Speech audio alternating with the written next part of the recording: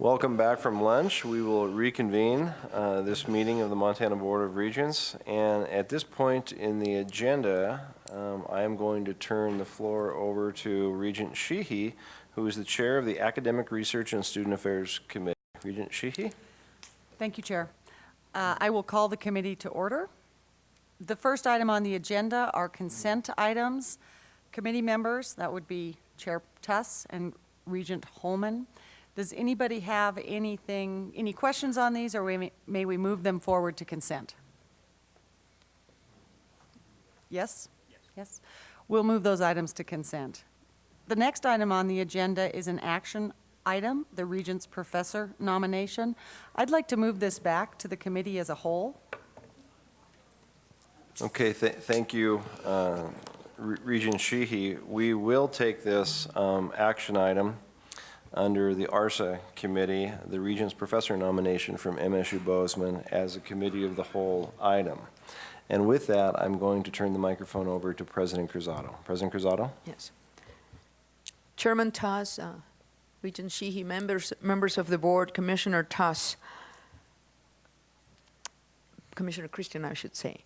Based on his outstanding contributions as a scholar, teacher, and as an educator who has brought international recognition and attracted stellar students and colleagues to Montana State University and our great state, I'm honored to nominate Dr. John Preschooler as a Montana University System Board of Regents Professor. John began his journey into science in his undergraduate years at the University of Nevada, Las Vegas. For those of us who love these stories, John was a music major who found science through a core curriculum course and then went on to obtain a master's degree, work on the Alaskan pipeline, and became an ecologist through doctoral studies at the University of California, Davis, where he focused on plankton in a lake near Mount Shasta in California. He always asked questions and became fascinated early on with Antarctica, especially when told that it was, quote, a lifeless place. That designation sparked his work for the next decades and to this day. John has worked in the subglacial Lake Whillans for many years. This lake is on the lower portion of the Whillans ice stream in West Antarctica. It is part of an extensive and evolving subglacial drainage network and lies beneath approximately 800 meters of ice. In a paper in Nature published in 2014, John and his team provide the first geomicrobiological profile from direct sampling of water and surficial sediments from this lake. They found that the water column of the lake contained active communities of microorganisms. Moreover, gene sequencing and biochemical data indicate that the lake is inhabited by a diversity of bacteria. Further, they suggest that the area provides globally relevant pools of carbon and microbes that can mobilize elements from the lithosphere and influence Southern Ocean geochemical and biological system. In other words, there's life. These studies built on others and noted on John's CV that include studies of photoadaptation of phytoplankton to the polar nights, analysis of the modular community structure of life in Antarctica, and development of strategies to ensure microbiological integrity of the sampling methods. This later subject addresses consideration of capturing life while avoiding the contamination of the sampling in order to both protect novel life forms from invasive species and ensure experimental integrity of data. Regarding life form discovery, the latest research of John's has elegantly documented the relationships of the community dwellers of the lake with those we are more familiar organisms. In addition, as noted by John and colleagues, in consideration of the prevalence of subglacial water in Antarctica, data from the lake suggests that aquatic microbial ecosystems are common features of the surface environment that exists beneath the Antarctic ice sheet and likely to be very significant in terms of roles in Southern Ocean primary productivity. The significance of Dr. Preschooler's research is reflected in many ways. He is a fellow of the American Academy for the Advancement of Science and the American Geophysical Union. Among his many awards are the 2003 Richard P. Goldthwait Award from the Byrd Polar Research Center for Novel Research in Glaciology and the 1987 Antarctica Service Medal from the National Science Foundation. He supports his research through a sustained, successful progression of competitive grants from NSF, NASA, and private companies. These grants are not limited to support for his research, but also include grants for undergraduate education and graduate student support. His commitment to the educational to the educational mission of the university is demonstrated in his contributions to teaching a freshman-level Principles of Biology course, a senior level algal ecology, phycology course, and 3 graduate-level courses. He has advised 20 graduate students and 20 postdoctoral students. In addition, his program has employed over 30 research technicians. It should be noted that while we often focused on his research in Antarctica, Dr. Preschooler has also contributed important research on issues important to Montana. He has conducted several studies on the relationship of nutrients and algal growth in waterways. These studies have examined aquatic nitrogen cycling and plankton productivity in response to acidification, phosphorus, and regulation of nitrogen fixation by organic matter in aquatic ecosystems. The nutrient dynamics of aquatic systems is important to understanding and controlling algal growth in important watersheds of Montana as influenced by mining and agricultural practices. Today, there exists a stream in Antarctica that was named for John in 1996, following the close of the first expedition to the Murdoch Dry Valley. It is known as the Preschooler Stream. He has dedicated his life to addressing the big questions, and because of his studies, we know that the Earth contains greater diversity of life than expected, or of, quote, something rather than nothing. We know that extensive communities in the future, we will learn more of the origins of these communities, their distribution and contributions to local and global carbon and microbiological pools. We will also know whether these communities will provide clues to the identity and function of other similar communities in much more distant places in the universe. His contributions will continue as he pursues research funded by NASA to develop life detecting instrumentation for the Mars 2020 landing, and with continued support for his subglacial research. In closing, and without being too sentimental, I would like to draw upon the words of the poet Robert Service, who in 1907 published On the Lure of Distant Lands and How They Shape the Lives of Their Inhabitants. Mr. Service wrote, "There is a land where the mountains are nameless, and the rivers all run God knows where. There are lives that are erring and aimless, and death that just hang by a hair. There are hardships that nobody reckons. There are valleys unpeopled and still. There is a land, oh, it beckons and beckons, and I want to go back, and I will." With those words, I ask that the nomination of Dr. John Preschooler be carefully considered by the board. He is a true pioneer in the spirit of the great discoverers and explorers, and is most worthy of the recognition Montana Regents Professor, the most prestigious position that may be attained by a professor in the Montana University system. Thank you, President Cruzado. We will begin by asking members of the board if there are any comments or questions about this particular agenda item. Are there any questions or comments? Seeing none, are there any comments or questions from the public or other campuses? Are there any questions or comments from the public or other campuses? Seeing none, it is now appropriate to entertain a motion to approve this agenda item. So moved.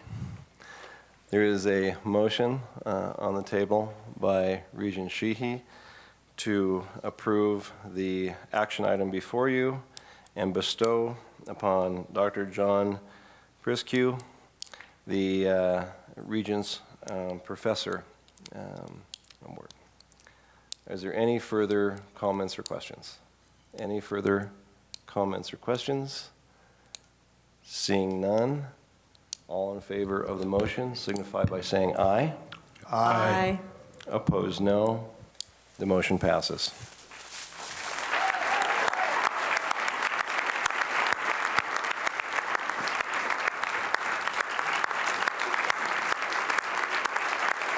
I think when it's done, you should wrap up and say this is the highest honor that we have.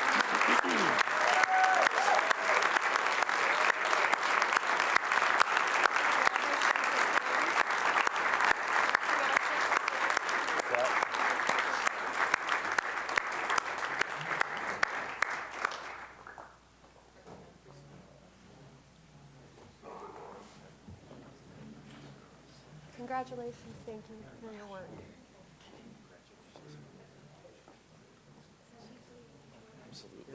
Absolutely, yeah.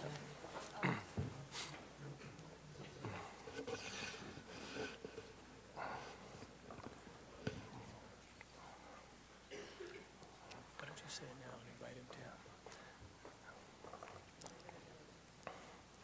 I would remind everybody that the Montana Regents Professor, as President Cruzado alluded to, is the highest honor that this system gives to any individual.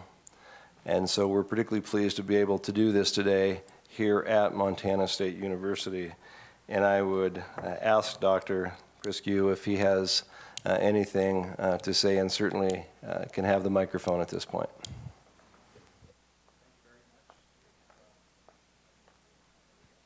Thank you. Yeah, it's a great honor to join the ranks of Regents Professor with other Montana State University Regents Professors and statewide. I have to say, just before coming over here, I was almost a little late because I was doing emails with my field team in Antarctica. They were pulling out just like 500-600 pounds of equipment out of a lake that's got 20 feet of ice on it. It's minus 20 degrees and 55-mile-an-hour winds, and they miss me. So that always makes me feel good. But I'm glad to be here. I took a season off after 30. I've had a lot of things to do. Well, I really want to thank the Regents for their support and their vote. And I want to thank, in particular, our administration at MSU, President Cruzado, and where is Renee? She's over there. And she's been great at supporting research, at least my research. But I think research in general, all research. I can get in trouble here. And so the administration for supporting the nomination. And I want to thank also the peanut gallery back here that are all my colleagues from my department. That means a lot to me, and all the secretaries and people who buy me beer on Saturday nights and everybody else that's out there. I see them. And my graduate students, some that were in the pictures, are here finishing their PhD. That's one reason I'm here, because I have 3 PhD students finishing up. And also we have Priyanka over there finishing up her master's, so I better stay here while they make sure they get through. So I don't want to hog the show here, but thank you very much, and it's a great honor, and I'll keep doing. I came here 32 years ago, and they asked me to build a research program with graduate students, and I'm glad I was able to kind of contribute a little bit to that.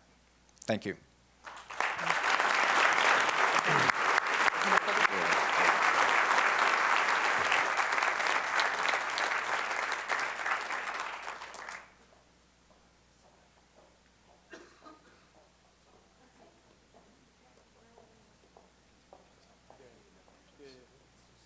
If we could get the Regents up here for a photo op.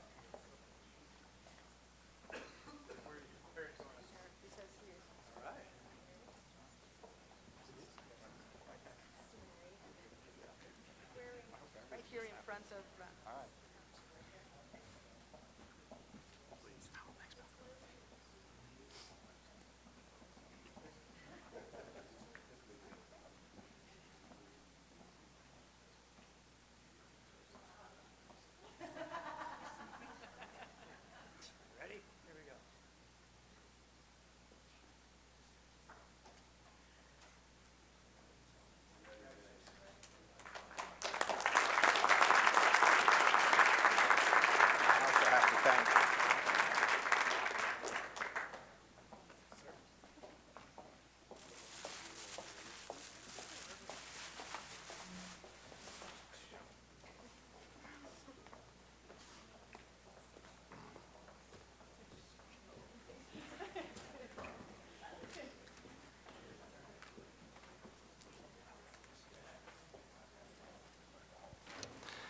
Regent Sheehy, we are going to turn this back over to you for the remainder of your committee report. Thank you, Chair. We're now on the information items in the ARSA committee. We're starting with an item that was added 2 days ago to the agenda. This is a briefing on the Not in Our States meeting which was held. I believe that Dr. Teresa Branch is presenting on this, and Mr. Ron Muffick.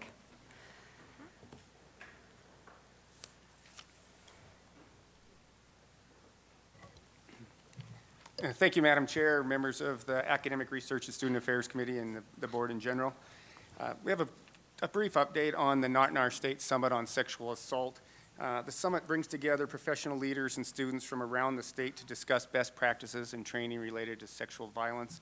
This was the 4th summit on sexual assault, and it was previously hosted by Montana Tech, MSU Bozeman, and MSU Billings, respectively. And this year was hosted by the University of Montana, and Dr. Teresa Branch and her staff did an exceptional job hosting it for us. And so Teresa is here to give us an update, briefing. Thank you. Thank you. Well, I've prepared a brief report for the Board of Regents regarding the 2015 Not in Our State Summit, which is designed to prevent sexual assault in the Montana University system. I have some stats I want to share with you related to this year's program. The 2015 Not in Our State was sponsored by the University of Montana on November 8th through the 10th. 284 total participants registered for the event, and that included 73 paid registrants, 137 non-paid students, 40 volunteers, and 34 presenters. With regard to the financial support of the conference, MSU Billings transferred $5,585 from the 3rd annual Not in Our State Summit. And this is the good news. We especially received a grant to cover $19,048 from the Department of Health and Human Services through a rape prevention education fund. And then an additional $3,500 in sponsorships were provided by EverFi, OCHI, and the Student Assistance Foundation. I'm pleased to say that we are able to pass the $5,585 to the next summit host. In terms of feedback, it was great to meet the director of the film The Hunting Ground, Kirby Dick, and to hear questions and comments about future implications and actions we can take as individuals and community members. It was a real coup to get the director to participate in the debriefing of The Hunting Ground. I would like to provide you with some copies of this year's program, and I'm going to ask Ron if you could distribute this information. Thank you. My last comment has to do with the future of Not in Our State. UM Western is interested in hosting, but would need to secure funding as soon as possible, whether it be held next academic year or the year after. One option would be to significantly reduce costs for this year by changing catering options to having participants purchase their own lunches. That's just a possibility. We are unsure at this time if there will be additional funding available via the Rape Prevention Education Fund. Students on all campuses are very attached to keeping Not in Our State going, and it's important for you as the board to be aware of that. And they want to expand options for participation from more rurally based schools, two-year colleges, and tribal colleges. And that ends my deliberate remarks. Any questions? Thank you, Dr. Branch. Ron, do you have anything that you want to add about the summit? Madam Chair, nothing more to add. Just stand for any questions you might have. Does anybody have any questions? Go ahead, Chair Tuss. Thank you, Regent Sheehy. I'm curious about, now that we've been doing this for a while, what are some of the takeaways? What are the action items? I appreciate the report from this last summit. I'm curious about, at the end of the day, at the end of the conference, are there action items that we at the policy level should be concerned with, or things that are coming our way in the future that's going to make our system safer? I don't know that I would say there's anything specific that would be new, other than I think holding it every year, or if we move to every other year, is important because it keeps it on everybody's agenda. That this is an important issue, especially for our students, for them to be aware of sexual assault, for them to know that the schools in the system are supporting their well-being, and that there are resources available in the event there are sexual assaults. And I think you all know the issue of sexual assault has not gone away.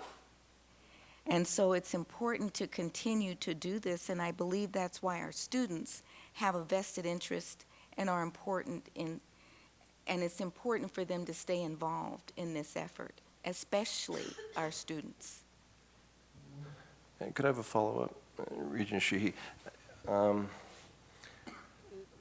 Have we made a difference with what we've done so far? I mean, is there either anecdotally, or do we have any data that says that we're moving the needle on this very important issue to this board? I would say where I see the most improvement is the number of reports being made, as opposed to students being reluctant to share that they have an issue in the area of sexual assault. I don't know that we've turned the dial and that it's going away, but what has occurred is that more people are aware of the issue, and they know that there are resources available at our institutions. That's what has changed, and that's what's important. And I think over time, we will probably begin to see the issue diminish more. At least that would be the hope. But for the time being, students know their resources. They know where to go to get the help that's needed. Would you want to add? Madam Chair, Regent Tuss, I would add, we do have some data, and we get that through the EverFi product, Haven, that has shown significant increases in the percentages of students who answer that and report that they know of the resources that are available to them, and the number of students that report that they would be an intervener as a bystander. So those are some hard data we have there, whether that's related to the Not in Our State, which is one of the things that we do, or whether it's related to all the other activities, the EverFi products or the programming at campuses. I think I would say it's all of them. They're all the legs of the stool, so to speak. Yeah, thank you. Any other questions?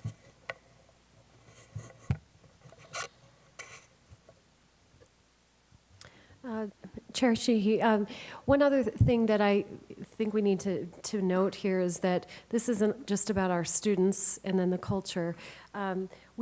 This draws involvement from community stakeholders, especially legislators and folks within the judicial system, so that, again, it keeps it on their radar. And that's another point that I think needs to be at least pointed out. And I think that the improvement I have certainly seen in at least the Missoula community and beyond is that this is something that we're willing to discuss. And that is so critical. It's part of the discussion. It's part of the culture. And there is a vested interest by the community. It's not just a university issue. It's everyone's issue. And so I think that this serves as an important forum to gather a variety of folks together to focus on these issues and to continue to look at where we need to move from here as part of moving the dial. Thank you, Regent Albrecht. Any other questions? Seeing none, we'll move on to the next item. Thank you. You're welcome. The next information item, not so fast, Ron, is the Student Affairs Update. This is the Student Mental Health and Suicide Prevention Task Force update. Mr. Muffick will present. Thank you, Madam Chair. I also have Matt Kairos, Dean of Students at MSU Bozeman, joining me, who provides some specific information related to one of the topics. So related to the Suicide Prevention Student Mental Health Task Force, as you recall at the board meeting in May of 2015, we were launching this initiative related to student mental health in general and suicide prevention specifically. We framed the issue with Montana being in the top 5 states for suicide for the last 40 years, and as you heard from Steve York this morning, we're #1 in the country in suicide rates, and suicide is the second leading cause of death for 15 to 24-year-olds. So this is something that we really obviously need to focus on. In May, we brought Suicide Prevention Coordinator from Department of Public Health and Human Services, Carl Roston, here to help frame the issue. Carl continues to serve as a technical advisor to our task force. So we developed the task force as part of the initiative. We have 24 members. It's a really good cross-section from across the university system and the community colleges. It's a diverse group. These people come from different lenses. We've got counselors, faculty, staff, students, administrators. We've been very fortunate for the level of engagement. I get the feeling that these individuals have been just waiting for us to come to them and ask them to participate in something like that. They're really engaged and bring great ideas forward. Since the task force was formed, when I came here in May, I said we had some goals that we wanted to reach, and we have reached our short-term goals of inventorying what trainings campuses already provide to their campus communities, and there are significant ones out there. Campuses already provide the QPR training or the ASSIST training to their communities. And the second one was we would provide, if they didn't have the training, we would provide Carl Roston from Department of Public Health and Human Services to go to the campuses and provide the trainings. I think we had one campus that was not providing student-specific suicide training. That hole's been filled now. The other piece is that we want to make sure that we have consistent training throughout the university system. So our task force has developed 3 objectives: develop and host a statewide summit on suicide prevention. And this is a cornerstone to what we're trying to do. And that's where Matt comes in. He's the chair of that work group, and he'll provide some details on that. We're going to conduct assessments of current practices and policies and recommend changes that are identified. And then third, we're going to develop best practices and common training approaches that can be shared and followed by all campuses. The way we figure we can accomplish this is we developed 5 work groups. We split the work groups into early intervention efforts, primary care screenings, and assessment tools. And this work group will develop expectations for primary care providers in the MUS to identify, intervene, and/or refer patients who may be suicidal. The work group will identify and disseminate a toolkit that can be used to meet expectations.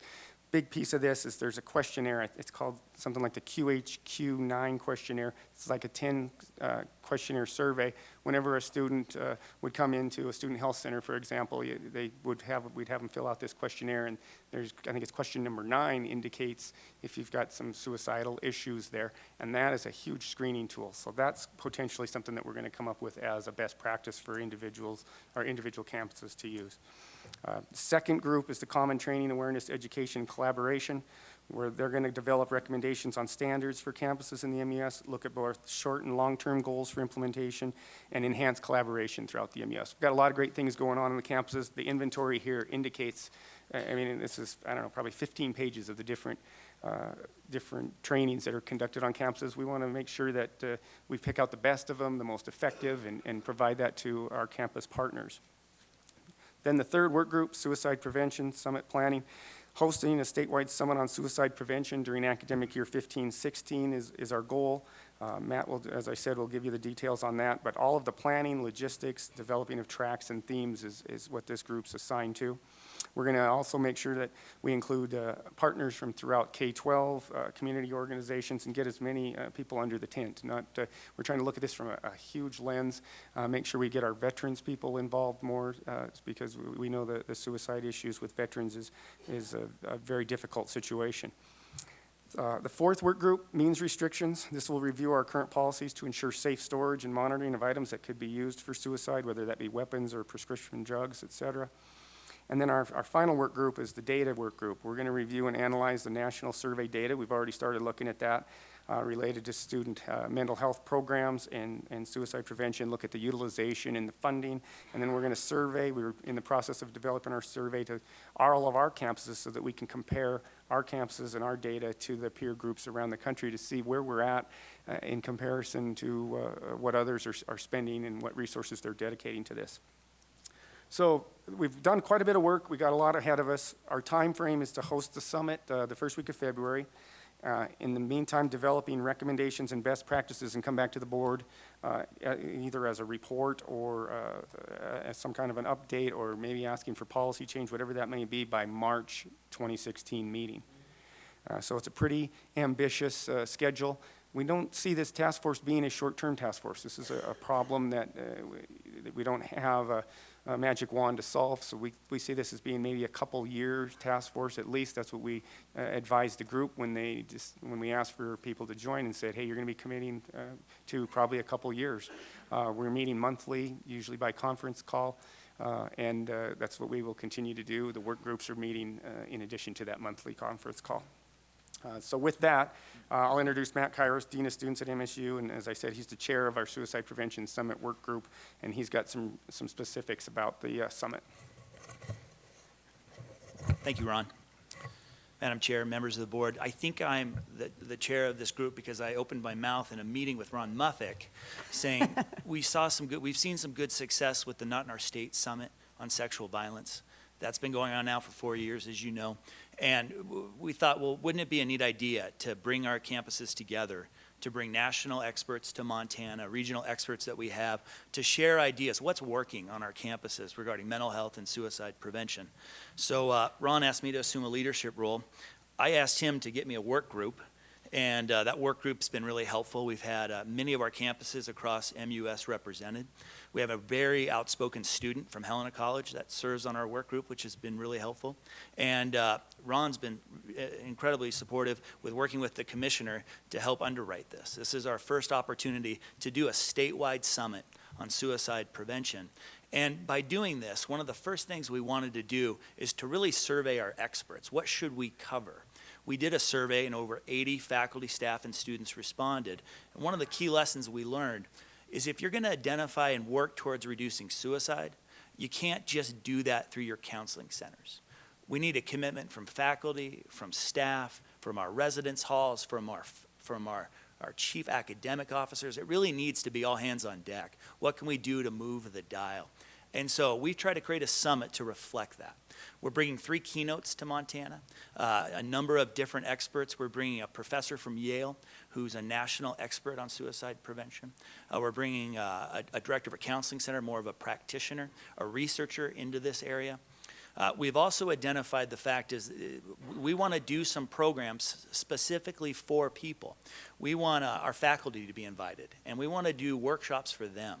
We want our students to be invited. We're going to reach out to our student government leaders and ask them to come to this summit because we think students are a part of the answer. We even think our regents can be part of the answer.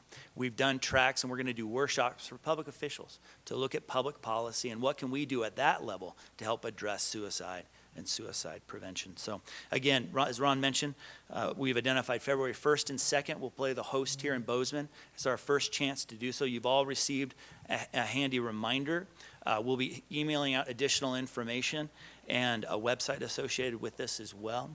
I do have some really great help here in Bozeman. I'd like to introduce Kate from my office, and Chelsea, if you're here, just stand briefly to be recognized. Kate and Chelsea and I will be the logistics to make this summit a reality, and again, we have a very good MUS team to help pull this together, so we hope you can join us in February. Thanks, Matt. With that ends our report and entertain any questions. Thank you, and I'd like to thank your committee for the urgency with which you've addressed this topic. I think it's well-deserved, and I really do appreciate the fact that you've jumped on it. Does anybody have any questions or comments? Oh, Asa. Regent Holman. Thank you, Madam Chair. In terms of the overall task force, when you have your calls, and then also in regards to the work groups, how many students, you mentioned from Helena College, but how many other students are involved in those? Madam Chair, Regent Holman, 1 student is what we have, and which is one of the reasons I sought you out yesterday and said, hey, we could really use some more student representation, and I couldn't think of a better one than the student regent. So I appreciate you agreeing to join the task force and whatever work groups you think you would like to assist us on. I appreciate that, and I look forward to being a part of that. I just would encourage you, and I think there are student government officials from every institution in the state right now, and I can tell you that they're all hard workers and all very involved. So I imagine if you were to just wander over to them right now, you'd find enough to have a student on every one of those work groups, as well as a couple students on the conference call. Love to have them. Thanks. Any other questions? Commissioner? Madam Chair, just to extend my thanks. One is too many, and we've certainly had our share, and this is an important issue for Montana and for certainly our Montana University system. Thank Ron and Matt for their leadership on there. We do need to do it. We need to do it now. We heard the board and our greater campus communities loud and clear on this issue, and look forward to what this conference can bring. Thanks to Matt and his crew for hosting it. Thank you. Oh, we have another comment. Thank you, Madam Chair. Regent Newston.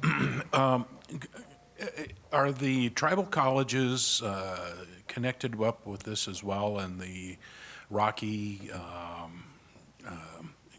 Carroll, and UGF, and some of those folks involved as well? So I'm especially thinking of the tribal colleges around the state. I don't know the data as far as suicide rates on their 7 Indian reservations or not, but I mean, is this something that you'd consider plugging into the equation?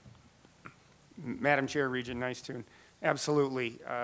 When Carl Roston gave his report last May that the tribal colleges had a significant number of students who'd completed suicide, we reached out to the tribal colleges. I contacted the deans of students at all the colleges asking them if they would participate, and we have not received any response from them to this point. I do plan on reaching out to them again as the summit gets closer after we've done more of this legwork. As far as the private schools, we haven't reached out to them. We were looking at this as a system initiative, but as we have gone through and Matt's group trying to identify what groups they would invite, we certainly plan on inviting the private schools as well, and as I mentioned, the community groups as well, our K-12 partners. We want to make this as many people under the tent, so to speak, as we can. Any other questions? Thank you very much for your report and your work. The next item on our agenda is for information also. It's the AIMA update. We'll have Deputy Commissioner Seck. Thank you, Madam Chair. Matt, don't go too far. It's my pleasure to introduce this report. As you know, about a year ago, the Commissioner created the AIMA Council, and it has broad representation, including representation from the flagship campuses, regional universities, two-year colleges, and the tribal colleges. And they have been meeting since we met in Butte in September, and have, I believe, a great report for you today. Both Dr. Florence Garcia, Associate Dean of City College, and Dr. Matt Kairos, Dean of Students at MSU, are going to take the lead today.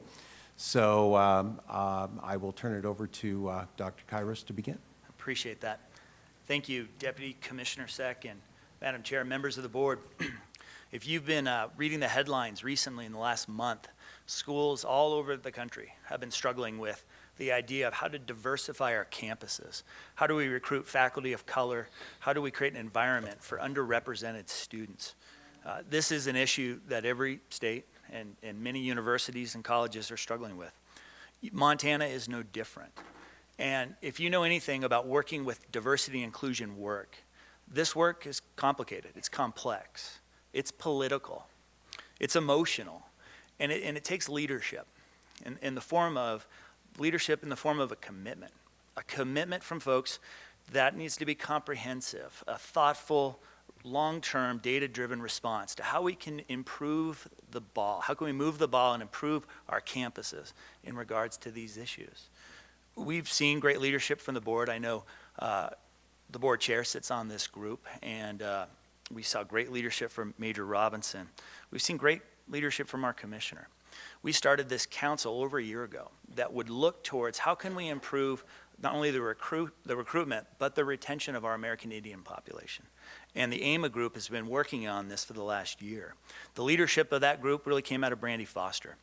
And when we lost Brandy, when she moved on, we really appreciate the fact that John Seck stepped up and helped continue this work to move it forward. Today, we do have a short report, and we have a number of individuals who will be joining us.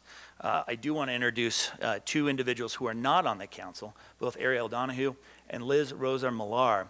Ariel's from Montana State University here in Bozeman, and Liz is joining us from University of Montana in Missoula. Their work, they've done some climate study work, and we want to introduce them today just to briefly give an overview of the work that they've done. But I'd also like to introduce you, and many of you know, Dr. Florence Garcia, the former president of Fort Peck Community College. She's been leading the charge on one of our subcommittees, and with her, Royal from the University of Montana as well. They're going to talk today about their work with strengthening tribal relations. Thanks.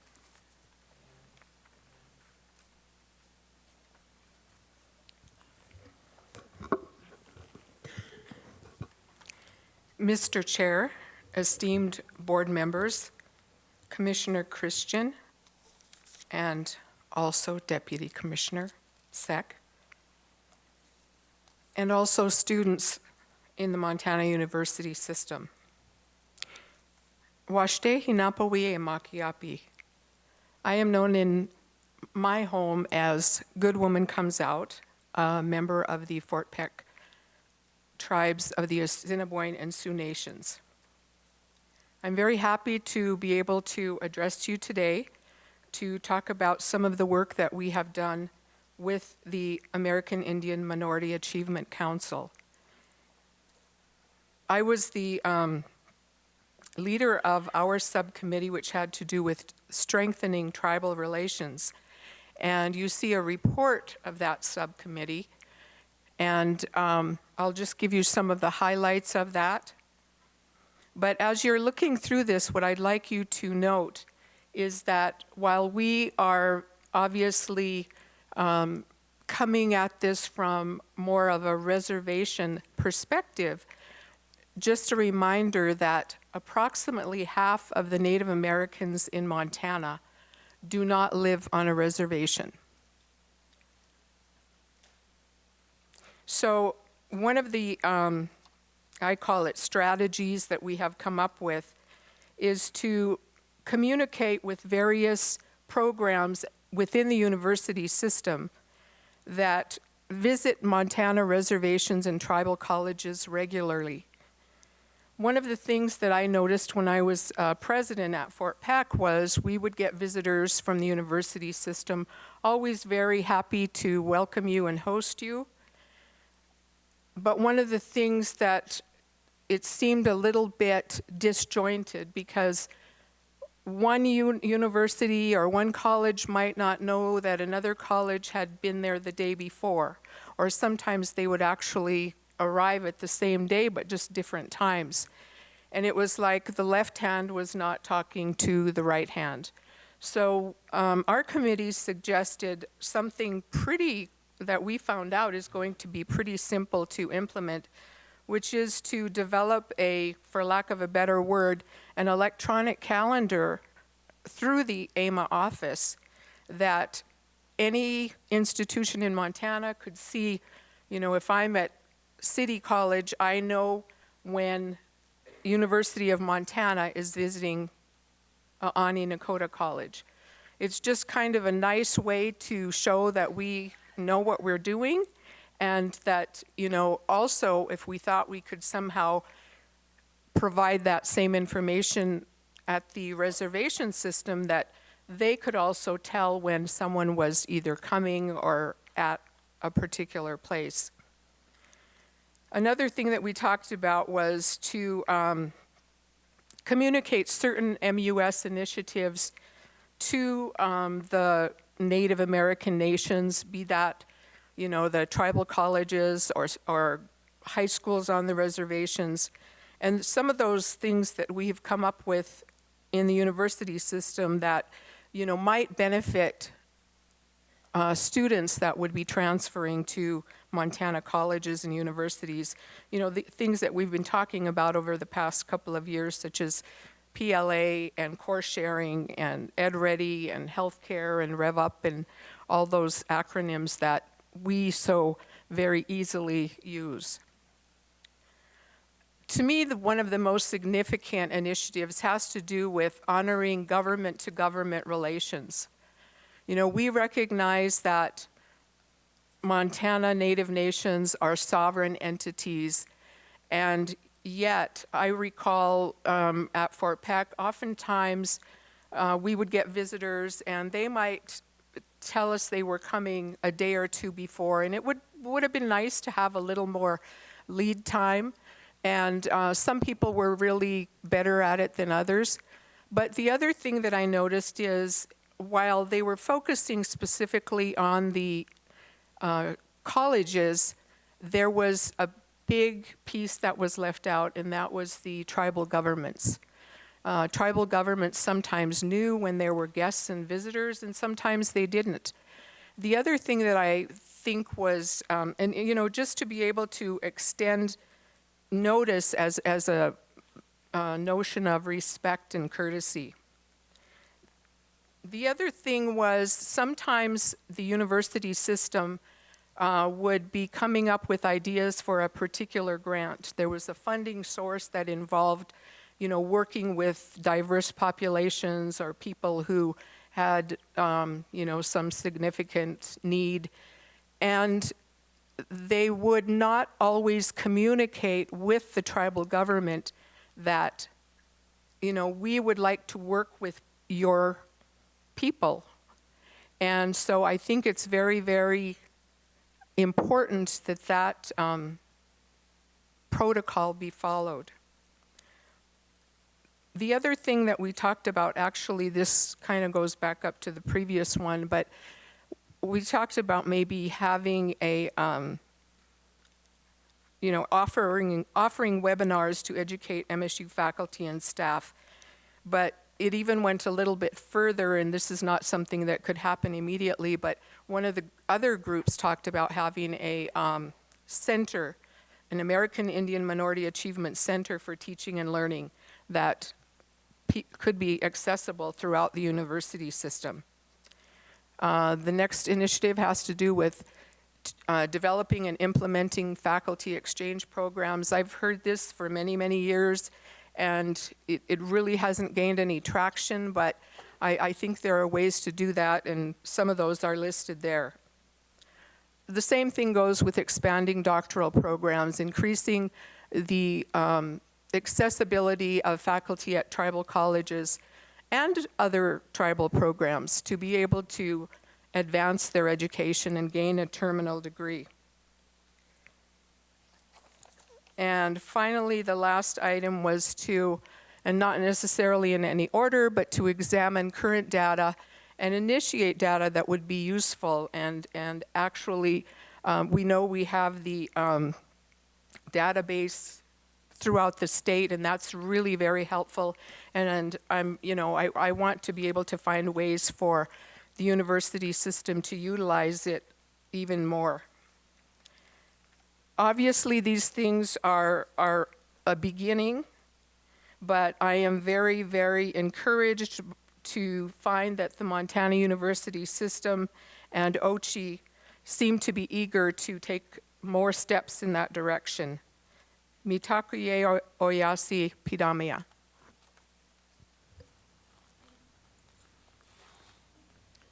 We can take any questions at this point that you might have. Do you have more to report? We do, just briefly. I had one question for Dr. Garcia. Doctor, are there any, is there any outreach to the K through 12 community through AIMA, through these efforts, the prongs that you've been talking about?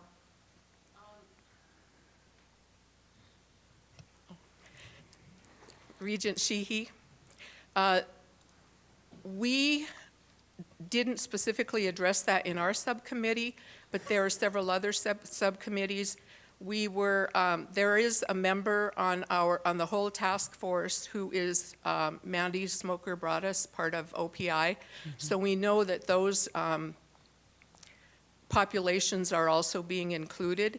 And I'm aware that there have been certain grants that have specifically targeted high school students. I'm not as sure about elementary, but I know high school for sure. Thank you. Thank you. Go ahead, Doctor. Thank you.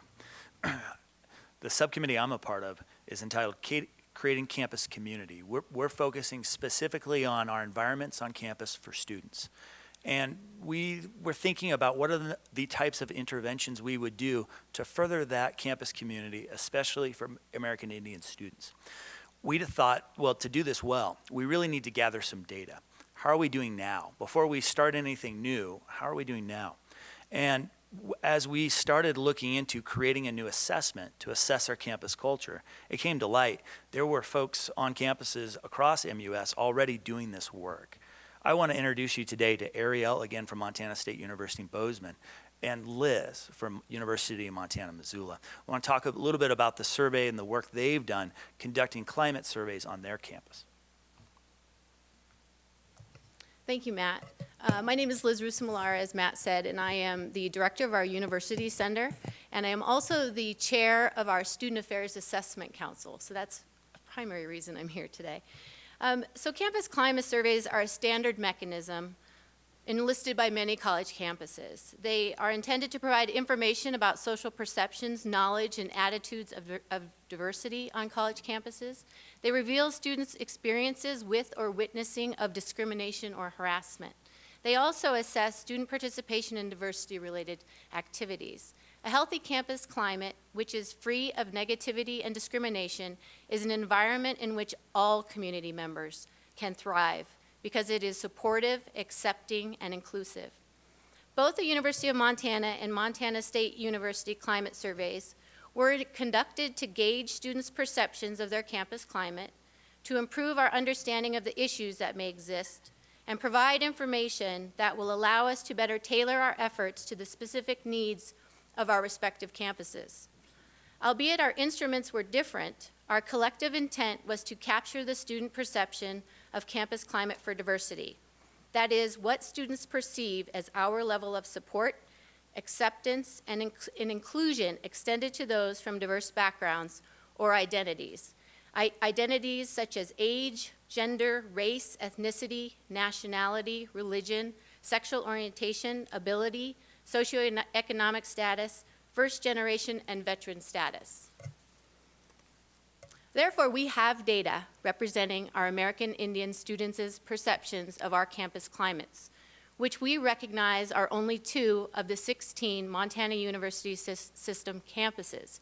This data may assist this subcommittee of the AIMA Council to achieve their goal of improving campus community for American Indian students across the MUS.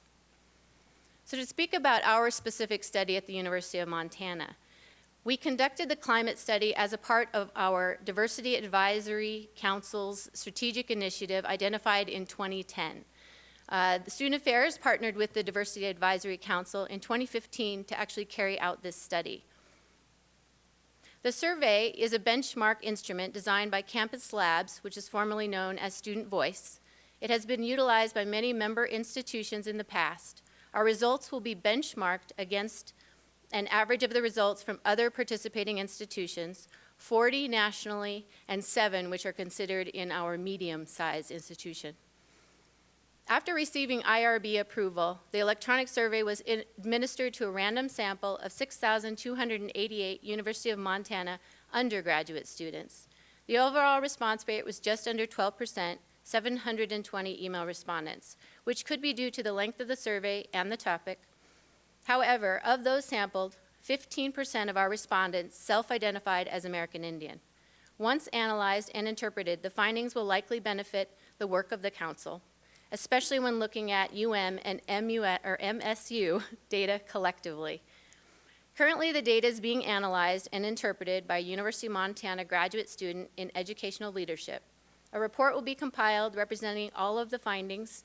An additional report will be produced focusing on American Indian students' perceptions. Likely, we will compare their perceptions to other demographic groups to determine if any significant difference exists. And now I'll turn it over to Ariel, who'll speak to her specific study. Thanks, Liz. My name is Ariel Donahue. I'm the program manager of the Diversity Awareness Office at Montana State University, Bozeman. So our study came out of a goal of the MSU President's Commission on the Status of University Women. In our strategic plan for 2012 through 2015, the committee determined that we needed some sort of assessment for diversity and inclusion to deepen our understanding of student experiences and guide diversity initiatives on our campus. So the Diversity Awareness Office partnered with the Office of Planning and Analysis, the Office of Institutional Equity, and the Associated Students of Montana State University to design and implement our survey. So we used a mixed methods approach that was survey and focus groups that were designed in-house through collaborative efforts on campus. So in September of 2014, the survey was sent electronically to a random sample of 4,000 undergraduate Montana State University students. We received 827 responses for an overall response rate of 20.8%. Once survey responses were gathered, we identified 4 demographic groups that had a significantly different experience than other students on our campus. So those groups became focus groups that were conducted later on in the fall into the spring semester. One of those groups was American Indian and Alaska Native students, so we did a focus group with them. We are currently in the process of sharing the findings of our study with the campus community, compiling a report and presentations that will be made public, and working on brainstorming effective solutions for our campus. So moving forward with the AIMA group, the reports from the University of Montana and Montana State University will be combined along with any other relevant studies, and they will be shared with the AIMA Council at their January meeting.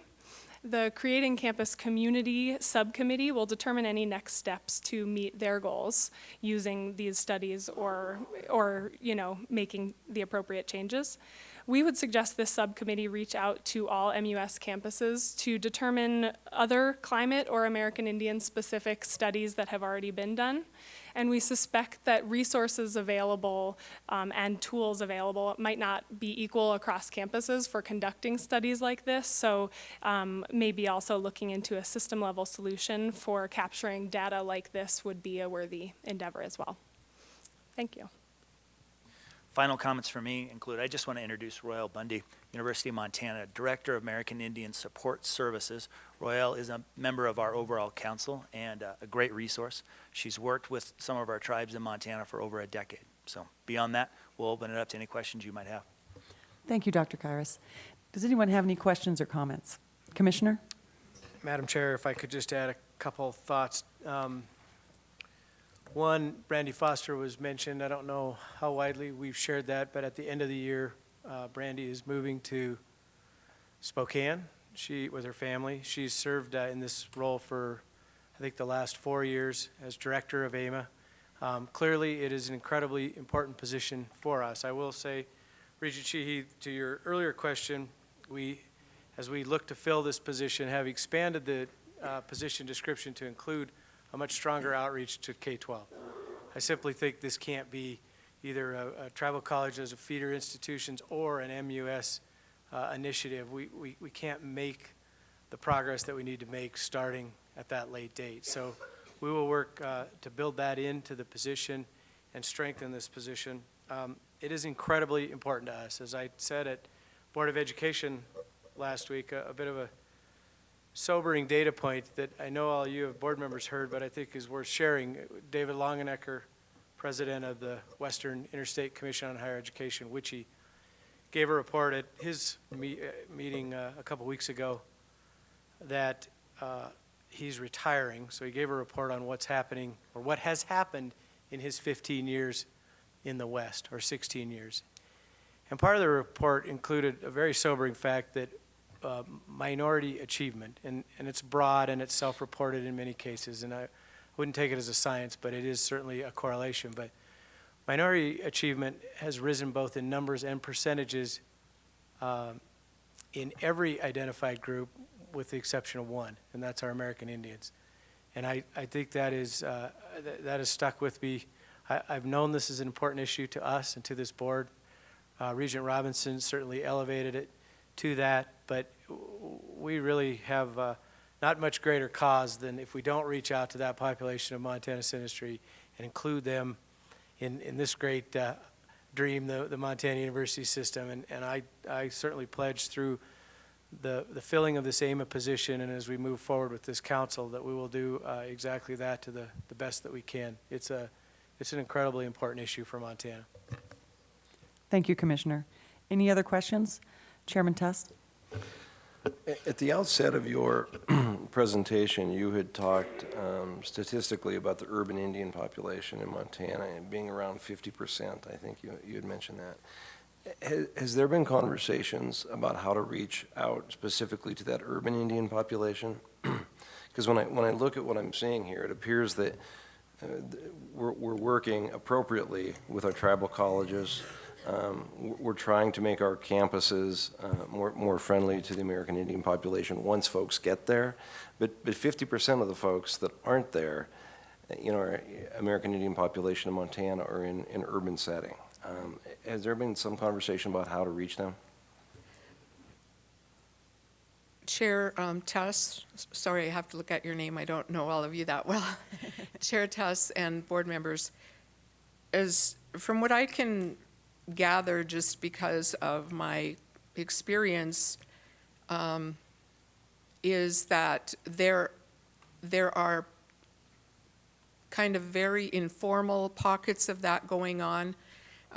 For example, Billings, Montana has a group called the Rocky Mountain Tribal Leaders Council, and we've established some communication with them, but I think that is definitely a hole in a big gap in what we are trying to do.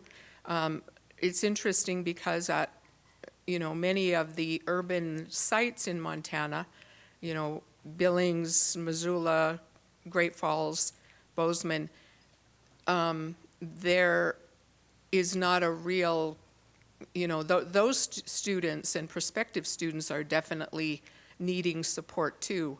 And, it's something I just wanted to bring up because it's a glaring, gap in what's happening. And it happens kind of a little bit by chance, but it could certainly be a more concerted and strategic effort. Any other questions or comments?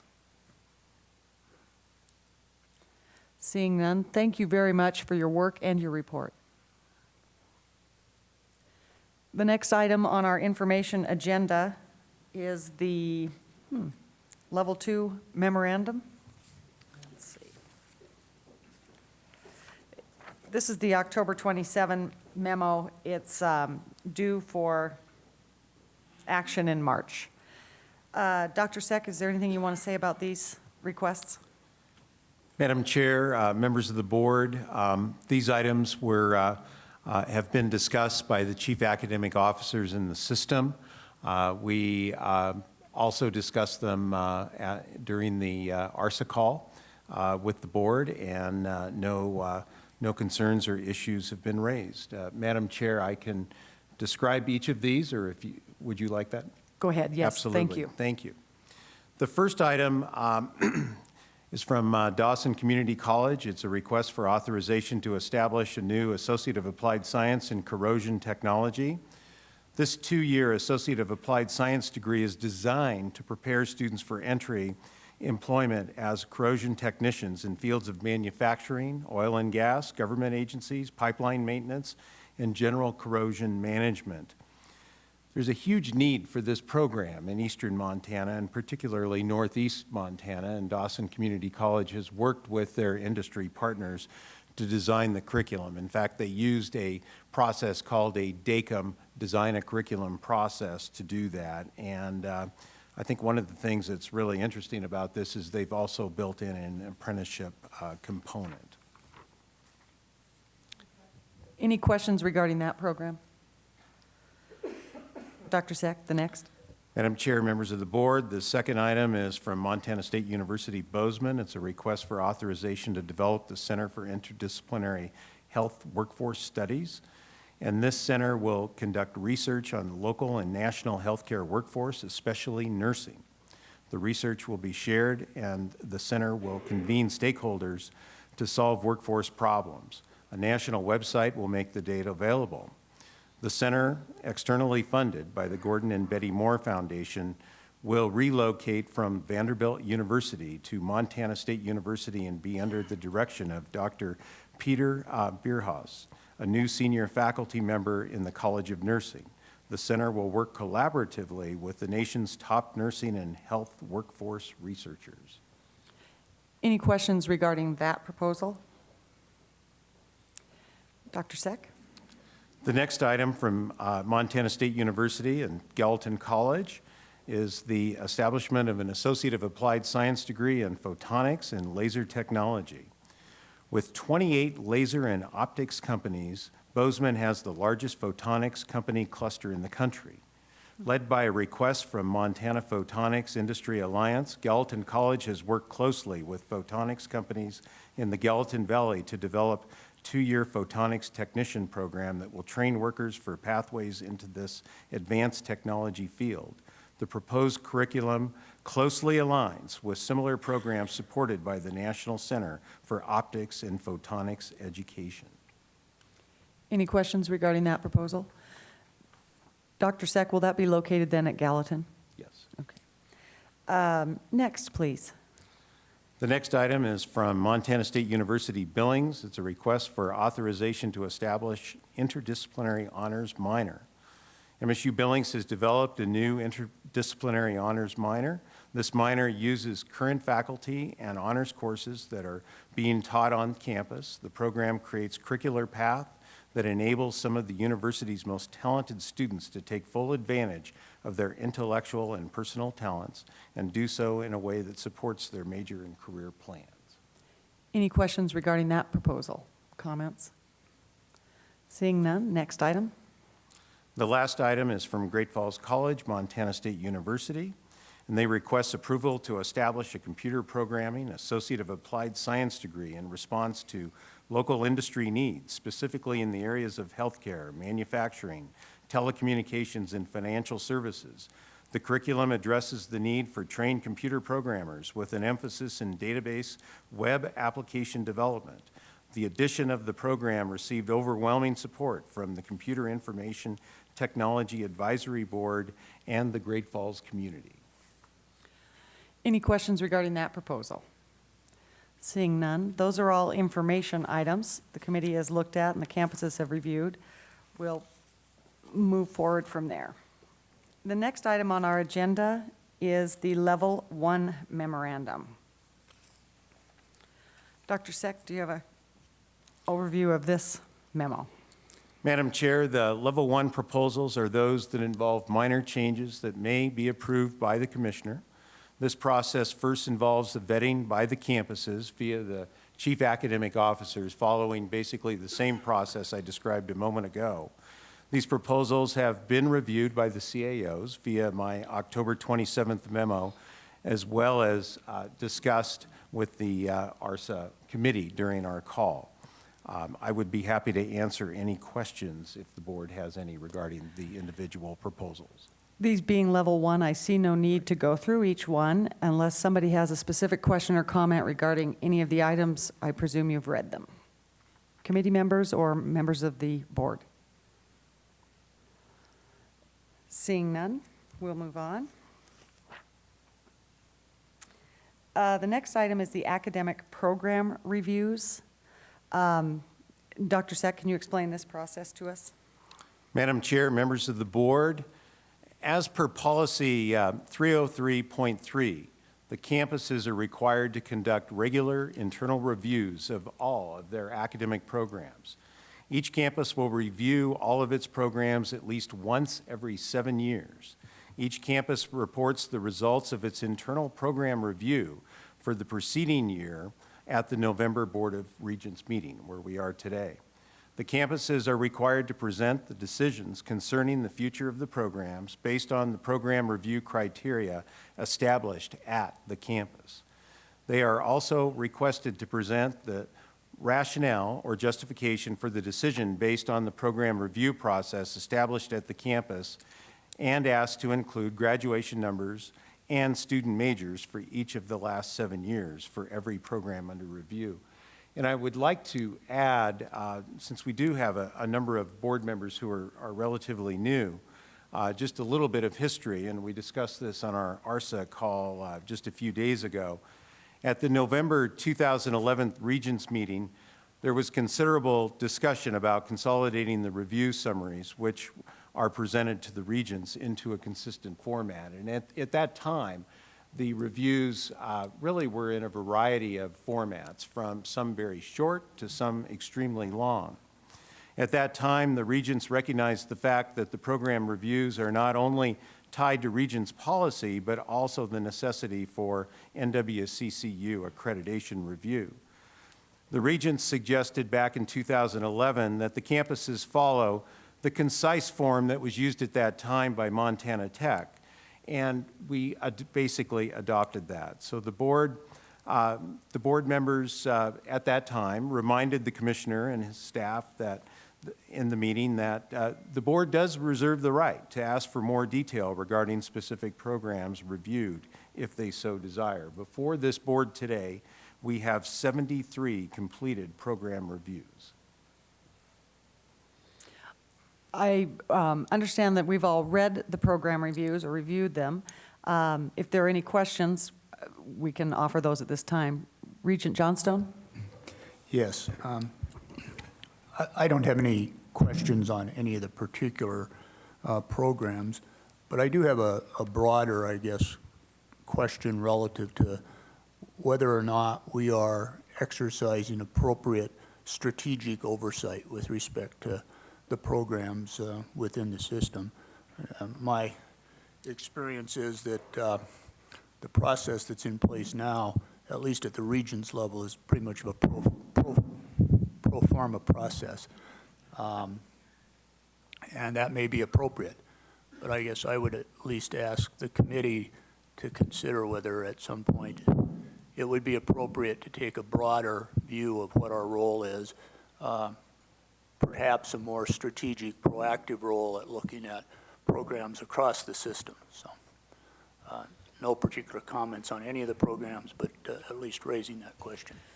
Thank you, Regent. And we did have a discussion about this question since you posed it to me earlier during our conference call, but I don't think I posed the question exactly as you framed it, and we will, as a committee, revisit your concerns about that. Are there any other questions or comments regarding the individual reports or this process in general? None? That wraps up the agenda for the ARSA committee, and we can adjourn this committee and move back to committee as a whole. Thank you, Regent Sheehy. Good meeting. We're now at a point, we're a little ahead of schedule, but I would like to take a break at this point. I would like to keep it, if at all possible, to around 15 minutes. So if we can all be back here at about 5 after the hour, and at that point, we'll turn it over to the two-year committee. Thank you. Let's reconvene the meeting, and we're going to turn the meeting over to the two-year Education and Community College Committee. There we go. Regent Nystuen. Thank you, Mr. Chair. I thought try to bring a little energy to this group here. Is that okay? All right, okay. All right. So thought I'd even get up and use the podium here to make a point or two just to do that. Besides, I wouldn't have President Cruzado and Regent Johnstone to cut me off here and take my notes away. So for the record, I'm Bob Nystuen. This is meeting number 2 of the Montana Board of Regents for me. I was appointed this past summer by Governor Bullock to join the Montana Board of Regents, and I was quickly learned that, as I explained in Butte, for my first meeting, this is a 7-year appointment. I go, holy cow, that's a long time. And so I thought, well, So I had been on the board of Flathead Valley Community College for 13 years and was the board chair with Dr. Karras's crew up there for 9. And all of a sudden, it's a different league here as far as it goes with regards to the university system. The first thing that I did is I thought, well, where are all these campuses? I learned there are 16 different places where you can get higher education here in the state of Montana that are public, along with the tribal colleges and 3 private colleges and so forth. And I said, what I'd really like to do is do kind of an informal visit, the best I can, to as many of the colleges before the snow flies, and I've accomplished quite a bit of that. I said I'd like to schedule an informal visit. I don't want any PowerPoints. I'm not bringing a yellow pad to say, what can I fix? I said, don't create a fuss. I said, what I'd like to do is meet the campus leaders, learn about your programs, learn about your community partnerships, to maybe take a little walk around the campus, a little facilities tour, and talk about some of your recent successes and future priorities. And so on the screen up here, you can kind of see the road trip that I've been on. And I tell you what, it's, I didn't charge this trip to the Regents or the university system. This is one for my own personal information and edification, to basically understand a lot more about the task at hand and the importance of this job as a member of the Board of Regents. My trips around to all these campuses have been arranged through Sue Jones and Deputy Commissioner John Seck. Either of them have accompanied me on all these visits here. So there are 10 of them there. I figured I didn't need to go see Dr. Karras at the college in Kalispell, and I wasn't going to take President Cruzado or President Engstrom's time, so I haven't visited your campus. I still have Miles, Dawson, and Bitterroot to go here as to try to get an understanding as to what's going on here. Spent a lot of time behind the windshield, and what I wanted to do is to report to you that the top word that comes to mind after each of these visits is the word pride. You cannot believe the amount of pride that the people on the campuses that I visited have in their particular institution, what they're about. The impact is incredible. They're incredibly student-focused. They're very frugal and very creative with their dollars. They understand, after years and years and years of financial challenges, how to stretch a dollar beyond what some of us in the private sector would say is yeoman's duty here. I took a look at, you can look at some of their grants and the donation types of things that they're doing. It's amazing.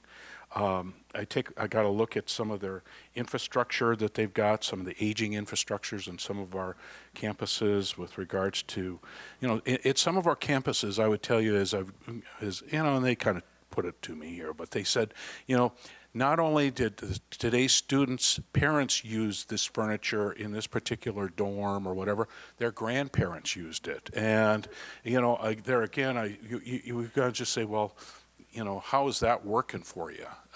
Does it exude prosperity? And does it attract the level of students that we need to have? And that's not across the entire system, but it is something that, from my job, is something that resonated with me loud and clear here. I understand, especially these days, when you consider the unemployment rates, the wages that we're paying right now, the challenges that we specifically have at institutions of higher education right now. The private sector is paying more, and I tell you what, I think that puts more challenge into this. This isn't something that they put their finger in my chest and said, Bob, you need to know that. It's an observation that I've had over years working with educators and so forth, that from the private sector, we quite frequently will go in and we'll take a look at wages in the market, and you know what, we can make adjustments in that, and it's got to be done for the right reasons and in a measured amount. But I think a lot of times in the higher education circles, we're stymied because of the challenges we have with budgets and all of that. In the long run, I was impressed with the community connectedness and so forth. I understand the issues relating to the skilled workers shortage that we've got, the Department of Labor that's coming around the corner here. It was pretty amazing. And one of our other comments about it as a whole would be the CEOs are incredibly impressive. What a great team that they have all across the board. I was just absolutely amazed at the incredible talent that we have leading our institutions of higher education. I'm not going to go through each one of these in a long thing, but I was so impressed with down in Dillon how the block schedule has created a niche for them. They've done some amazing things here. I'll never forget Chancellor Blackheader saying, here students at Montana Tech don't come to college to find themselves. They already know where the heck they're going, and it's our job to get them those classes so that they can go out, and we've all heard the placement rates there. Highlands College, I tell you, I didn't get a full tour. I want to come back the next time in Butte. But you drive into their parking lot and you see the power line apprentices out there and you go, wow, those folks that are in that program immediately have jobs. And that's just a fraction of what they offer there. In Helena campus, what a great campus. I had no idea that they had an East campus. And Daniel showed me the entire array of what they have to offer, and what those students there transform right into the workforce. It's truly amazing. Missoula College, wow! I didn't even get out to see the campus out by the fort right now. I had no idea that you had what you did, and of course got a tour of the brand new building that's under construction. Which clearly is going to be a marvelous addition to Missoula. In Havre, gosh, you guys made me feel like a rock star. There you guys put on too much of a fuss, but in the long haul, it's amazing the type of technology that they're using, and especially in the diesel programs and some things like that.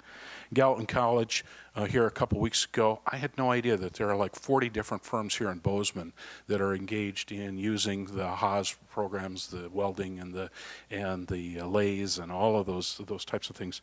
You think of Bozeman, you think of technology, you think of Montana State University. Well, there's a lot of industrial things going on here, and you're connected with Bozeman High School and beyond.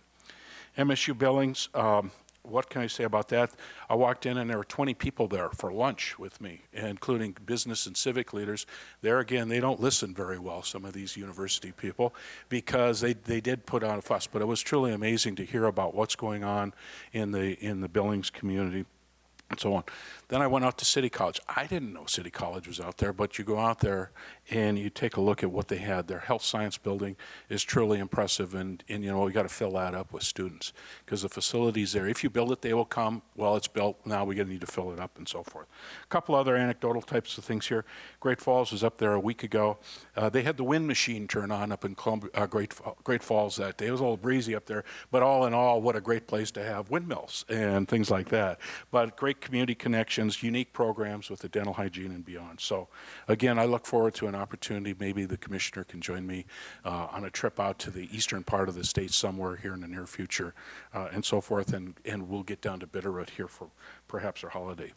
Let me take a little more time and just talk a little bit about some of my common themes and observations, and some of this is feelings, and it didn't all come from the discussion and the campus visits, but maybe being a newbie on the Board of Regents here.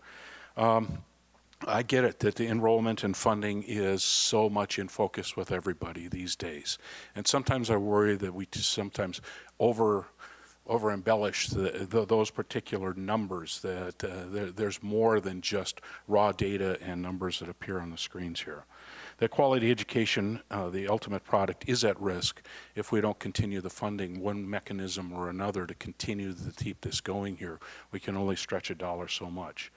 Personally, I'm concerned about the wages, salaries, and benefits of your campus folks here. I understand that those folks can so oftentimes go out into the private sector and get a better job at $10,000 a year.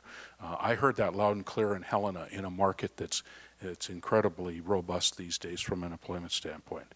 I looked the other day, and the seasonally adjusted unemployment rate here in Montana is 4.1%. U.S. it's 5.1. But when you look at non-seasonal unemployment rates, Gallatin County 2.2, Lewis and Clark 2.6, Missoula 3. And from a private sector standpoint, I wouldn't want to hire those 3% anyhow. Sorry about that. But by and large, categorically, I wouldn't do that. And so what it's saying is it's putting pressure on the private sector to figure out what to do with wages, and then that I think translates into challenges associated with the university system and beyond. Personally, I kind of scratch my head as to how long these tuition freezes can continue on here and so forth. I know all our campus leaders are concerned about the safety and welfare of their students. Cybersecurity is always something that's on the minds.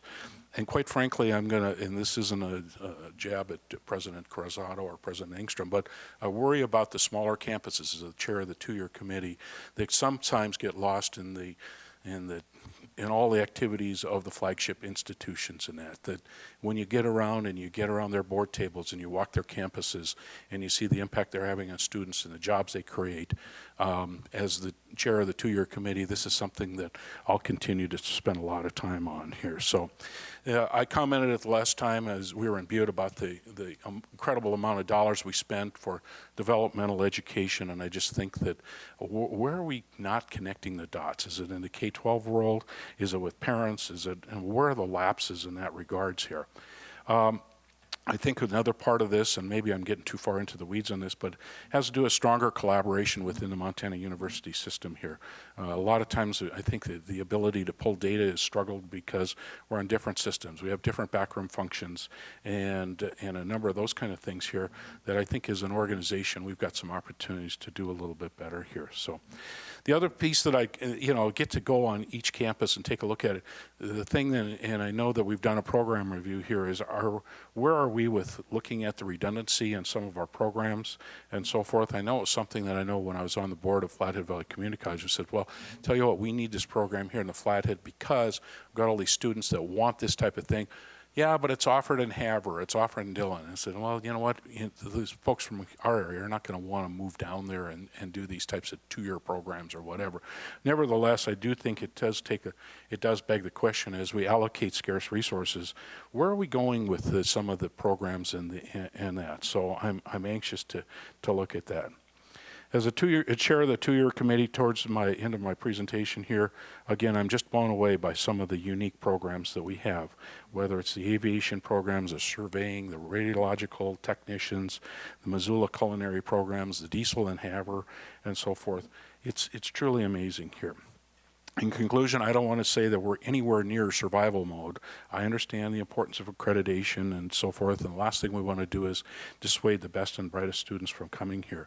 But I think that there needs to be stronger discussion and action and relevance on a number of the things related to the Montana University systems.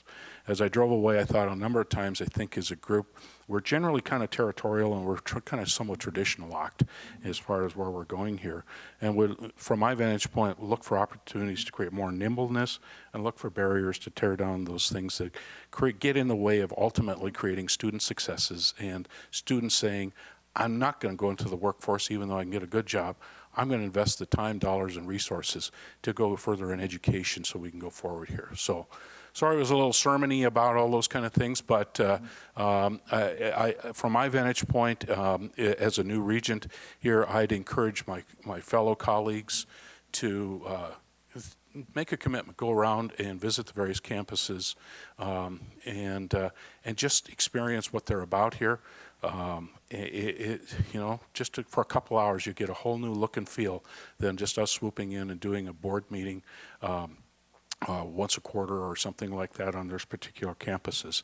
They're very proud of like I said, that they've accomplished. And I just think that as in a governance role, we need to get out and actually experience this from a real standpoint here. So I'd encourage you to push away from the desk and go see what we're about here. So I'd be happy to take any questions from anyone here as far as where we're going. So again, someday I know we're expecting another regent to join us. We're 6 regents right now, and I'd certainly, whoever the new regent is somewhere down the line here, encourage to go on the road and experience what I did because it was very inspirational. So with that, I'll take any questions. Thud. So anything else? Okay.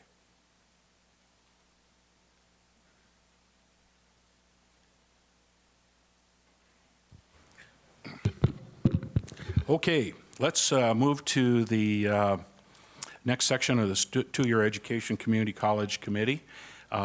It's information section today. First item on the agenda, Deputy Commissioner John Seck, is summary of EdReady student research.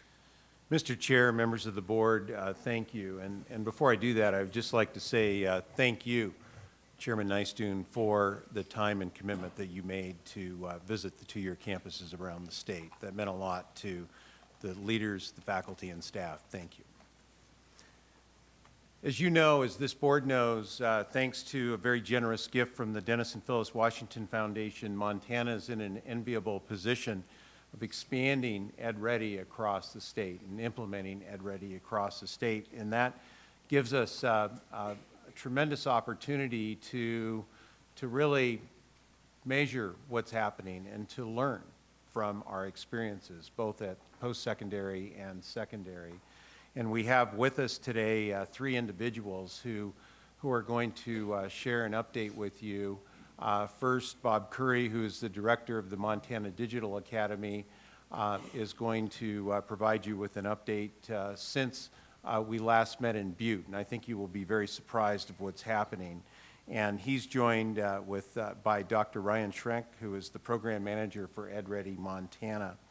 And then following that, Dr. John Matt, who is the department chair for the Educational Leadership Program at the University of Montana, is going to provide you with a preview of some very important research he and his faculty are doing regarding Ed Ready implementation at the post-secondary level. So we'll begin with Bob Curry. Thank you, Deputy Commissioner Seck, Mr. Chair, Regents. Thank you for the opportunity to join you today and share this information with regard to Ed Ready. Before I do that, though, I'd like to steal about 30 seconds to highlight the Montana Digital Academy, because that is our main mission. Believe it or not, we are in our 6th year of operation. So when people say, how's the new job going, to me, it's not quite a new job anymore. But Ed Ready is really a companion project of the Montana Digital Academy, and we're located at the Phyllis J. Washington College of Ed and Human Sciences on UM campus. And that has been a very wise strategic move by the legislature and many other people who are in this room today to place us in that position. It has really allowed the Digital Academy to grow and flourish. Before we move to Ed Ready, though, I just want to give you a couple quick highlights. This past year, the Digital Academy served 7,100 student enrollments to students in schools from the smallest Class C to the largest Class A high schools in our state, as well as many, many middle school students. And to put that in perspective, that's over 3,800 unique students that took those 7,100 classes. And then just the final piece of information, 60% of our enrollments are original credit classes. Those are comprehensive high school classes for students who have never taken that class before, world languages, advanced placement, upper level math and science, so forth, and unique electives. And then about 40% of our student enrollments are for those students who are recovering credits at our high schools across the state. And then finally, the total for all of those students, the successful completion rate, meaning passing their courses, 89%. So with that, I would like to move to a few comments with regard to Ed Ready. To refresh your memory, Ed Ready is this project that provides an assessment and a unique individualized learning path for students in mathematics. And what we began the project with, we are still continuing to do, and that is that question, what do I want my students to be ready for? That's what we ask educators from the higher ed level all the way through middle school level, and even some interest is being shown from elementary levels.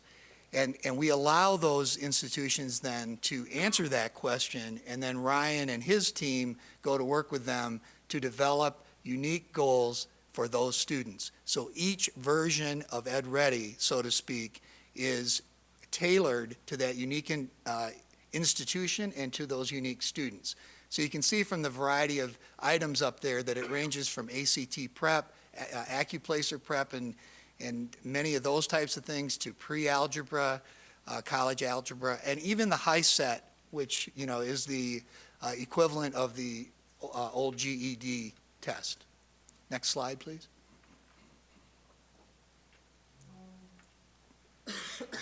So very quickly, just to give you a real brief overview, we're working really in two very distinct segments. higher education, which those of you in the room today are most interested in, and we're offering it to all 2- and 4-year public institutions, tribal colleges, private colleges across the state. It's being used as a preparation tool for their placement test in mathematics. It's being used as a companion to classroom instruction in many of our institutions. And it's also being used in projects like Healthcare Montana to develop unique pathways in mathematics for students who are entering the health professions. On the secondary school side, we're working with high schools and middle schools, and it's used in a variety of ways to prepare students for high school courses all the way from pre-algebra, actually through pre-calculus, and everything in between. It's used as an intervention tool in math laboratories and schools during the school day. It's a companion to instruction like higher ed. It supports the instruction in the classroom, and it allows a teacher to do a great degree of individualization in mathematics instruction.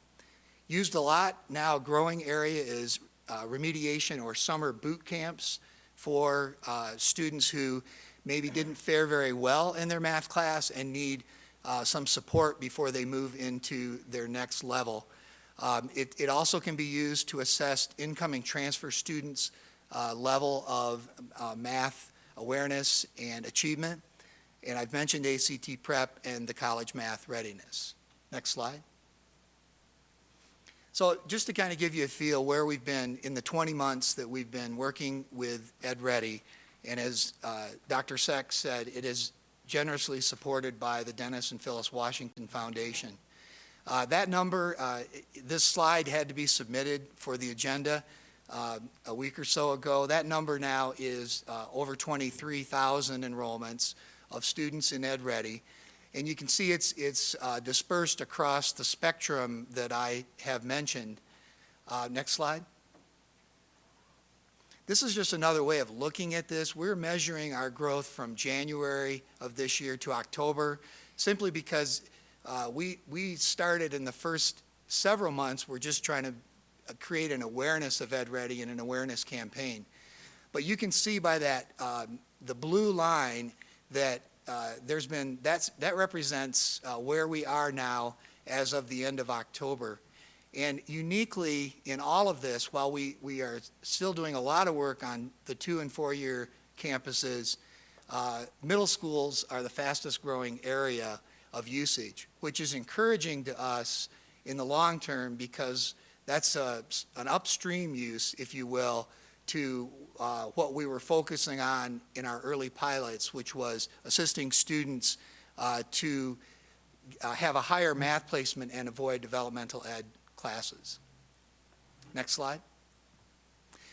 This is just a little shot of part of our marketing campaign that we've been able to do.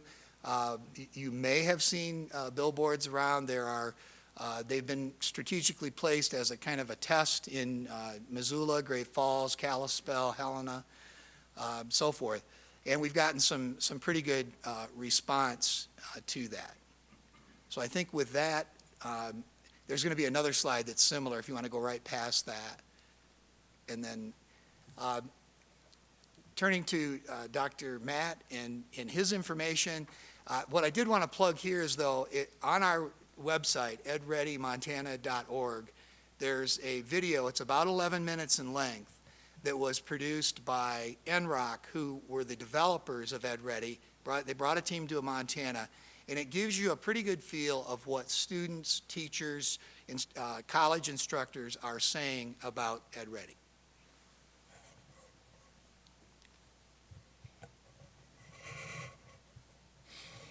All right, thank you. The research in EdReady started with phase 1, and I reported that to you back in spring of last year. At that time, understand that we were basing that study on the initial 37 students in the pilot. And you saw the numbers up there just a minute ago. That's a huge increase. And in that pilot, there was really one use case. Students had used EdReady to try and improve their math readiness to move into college-level math. Now, I can tell you from the perspective of a researcher, every time these two guys dream up a new use case, the job gets more complex. But the more these come in, the more we start to realize what the impact of EdReady can be. So the researchers involved in this is the members of the Department of Educational Leadership right now at the University of Montana. And that's Bill McCaw, Francie O'Reilly, myself, Patty Carroll, and Dan Lee. And we each took a part of this and then melded it all together. And I can say from the perspective of a department, this was an outstanding exercise because we each have our own research areas. We play in different areas of education and study different areas of education. But when we can do work together, it really melds the department, and we find areas where our research in other areas can blend as well. And because of that, we've actually published a number of other articles not related to EdReady that wouldn't have happened had we not worked together on this one.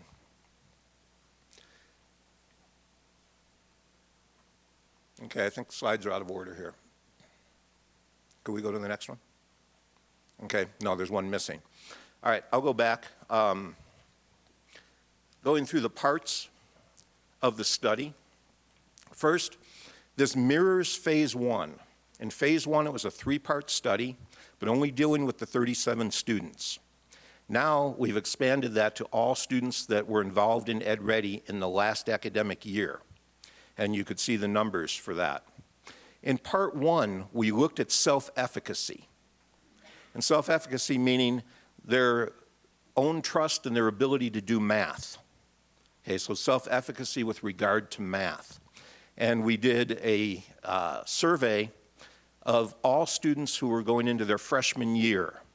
Some had taken EdReady, had gone through EdReady, some hadn't. And we looked at a comparison of their self-efficacy scores. The second part dealt with their first, all students going into their first year or first semester of college algebra being Math 105 or higher. Okay, not the developmental math classes, but all students taking their first college algebra course, or excuse me, first college math course. And we did a comparison then of the GPA or the grades of those students that had gone through EdReady compared to those that had gone through developmental math. And I'll share those results, which are actually up there right now. The third part of the study was a qualitative analysis. And there we went to 4 different institutions, University of Montana, Western, Gallatin, and Highlands. And we interviewed 1 administrator, 2 instructors, and 3 students at each of the institutions, asking them a series of questions, all in the same protocol, with some open-ended responses for them to expand upon. And we did a qualitative analysis of those interviews, and we did all of those in the spring of 2015. So looking at the results now, self-efficacy, the part 1. Okay, in there we sent out 2,438 surveys. Of those, we got 288 back. 166 of those had gone through EdReady, 122 had not, and we found no statistically significant difference in those in their perceived math self-efficacy. Okay, we did later on, and I'll touch on this in part 3, we did find some qualitative data that supports an increase in self-efficacy that is tied to EdReady. Phase 2, or part 2 of the results, we could go back 1 slide, please. Okay, in this slide, you can see the grade points in each of the college-level math courses that students went into. So the top number in each of the colors there is the grade point, average grade point, and the bottom number is the number of students that represents. So if you look at Math 105, the developmental math students scored slightly higher than those that went through EdReady. But now let's jump to some of the others.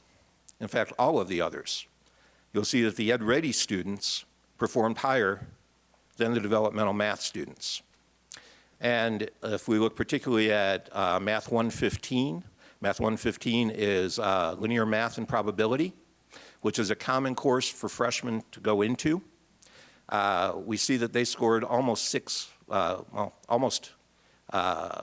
a grade point higher if they went from Ed Ready rather than developmental math. Jump forward to the next large number of students, which was Math 121, which is college algebra. You can see that there was a difference there as well, about 1/10 of a grade point average. 135, you can see a difference there. And notice I'm not using the term significant here. And I'm not because we did not run any inferential statistics on this because we had the entire population. These were all of the students in those institutions that were in their first math, college level math course. So there was no need to see if this sample represented the population. It was the population. If we go to the next slide, please. Okay, in phase 2 results for the qualitative part, we found most people were really pretty excited about Ed Ready once they got into it. Now, most of these qualitative interviews were done with students and instructors who were in a blended mode. So they were in developmental math and they were using Ed Ready. And one of the 28 use cases that these guys have dreamed up. Okay, they could be in developmental math and using Ed Ready as a supplement on the side. Or it could be an integral part of developmental math. Or it could be used as an assessment tool in developmental math. Or it could be used as preparation for assessment in developmental math. There's many, many ways that it was being used. But 3 themes really evolved. One, of course, was usage. And the quote that is up there came from an instructor. And this was repeated in various terms by many others, that the versatility of it leaves the instructor with a lot of leeway. And initially, some of the instructors were kind of reticent about that because we don't really know what to do with it. As they used it, they dreamed up additional uses and created more use cases for us to play with. And in the long run, we found, and they found, that they could use it pretty much any way they wanted to supplement their method of teaching. And it gave them the latitude to teach in many different ways. Next theme would be impact. And this came a lot from the students. And this was a very salient quote, too, that they continued to use Ed Ready in all of their preparation to improve math skills down the road. In the experience of Ed Ready, most found it easy to follow. Most found that it was a tool that took them many different directions whenever they wanted to go there. And one of the things they really liked about it was in their own time. Now, last spring, I also shared that my son had used Ed Ready to prepare for college math. Now, he wasn't going to be in developmental math. He was going to be going on into calculus. I also commented that they really needed a module in this that taught him how to vacuum. But I'm happy to report, qualitatively, that he's in his first semester of calculus and he's smoking it. He went through Ed Ready and he felt really prepared for calculus. And I'm hoping that's always smoking. But he found it very useful and he uses it now in the dorm when he's getting ready for calculus tests. And he's found it to be an extremely useful tool. The vacuum still escapes him, though. So if we go to the last slide, just leaving this for you to read on your own. Our study of Ed Ready is ongoing. Okay, we will be posting the phase 2 results probably by January. We will have an executive summary tied to it because it's a rather long document. We're looking at phase 3 now. And because these guys have been busy, we have high schools and now middle schools in which we want to look at what is happening with Ed Ready in that venue. And initially, our plan for phase 3 was to look at high schools And I think it was, a week ago, Bob calls me and says, man, middle schools are growing like crazy. So now we're looking at middle schools as well. So if there are any questions, I'll have you address them to Bob. No.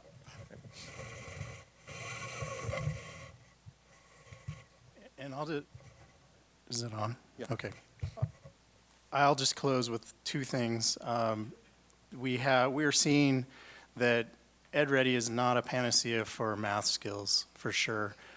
The educator presence is really a critical component of the program. We continue to provide professional development and support for educators to interpret reports, to apply it into their classroom, and to supplement instruction, especially when it's used as a classroom companion to either accelerate or remediate or whatever all those use cases are, the 21 or 22 different ones that we see now. And then the other important point that I'll close with is adult learners especially enjoy the ability to control the pace, place, and time that they have access to the sort of math instruction that they don't want to watch other people learn. They want to learn it themselves and get through to their college degree and start their college program successfully. And they're motivated, of course, by that saving of dollars and time that we can do with programs like this. So it's an exciting time and an exciting technology and program to be a part of. And we look forward to hearing from any of you who want to know more about the program and who want to figure out how the use case might fit best with your campus. Thank you, gentlemen. Commissioner Seck, Deputy Commissioner Seck, do you have some additional comments in regards to this topic before we take questions? Thank you, Mr. Chair. I just want to say huge amount of thanks to Dr. Matt and his faculty for the work that they're doing with respect to the research, because I think this research will inform the further scaling of EdReady across the state and faculty professional development. But probably more importantly, there's a lot of interest in this from outside of Montana, and I think this research will garner a lot of attention and interest around the country and the world. Montana is definitely the leader right now with EdReady, but it's growing, and it's growing not only domestically but internationally. And of course, the recognition of Bob Curry and Ryan for the incredible work that they're doing and leading this effort. Thank you. How about some questions for our presenters? Regent Albrecht. Chair Nystuen, I'm curious about the future sustainability from a funding perspective of this program, given the initial generous seed funds from the Washington Foundation, as well as some of their feedback with regard to how pleased they are, or not so, their satisfaction with this program. Perhaps Deputy Commissioner Seck can answer that?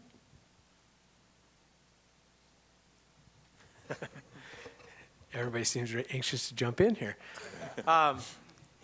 Certainly communicated with Washington Foundation, and they're very pleased with it. I don't think we're ready to get too far into that conversation today, but we recognize, I think with the work Bob's done, that this very well could be not only an effort for the state, but a pilot for the country, and there are larger conversations going on, not only how to sustain it in Montana, but how to broaden its sphere of influence. And so that work is underway. I think ultimately some of the discussions we've had, as I mentioned at Board of Ed, we've struggled with placement, just candidly. I think all campuses have sort of done it different. We haven't made too much headway. The results don't correlate very well with what students got in developmental ed, which ones didn't, how they did in gateway courses following that. And so we've long looked for what are solutions to that, which is expense borne by the campuses, to answer part of your question. And we're going to have to look at how some of these pieces intersect, assuming that the data and the progress continues on the track that it certainly lends itself to now. We think this is a very successful program, and that it may help us with some of those challenges, including placement as Compass goes away, some of those things. I think Superintendent Juneau has had very fair criticism in that it's hard for the K-12 high schools in particular to sort of help their students find the right balance of learning, given that each campus sort of has their own method of how we value that and how we place it where we want them to be. And she has asked for a while that we could try to help consolidate that message to high school as to what does it mean to be college ready and in what areas, and they would work toward that goal with us. And I think that's a partnership that we need to continue to build.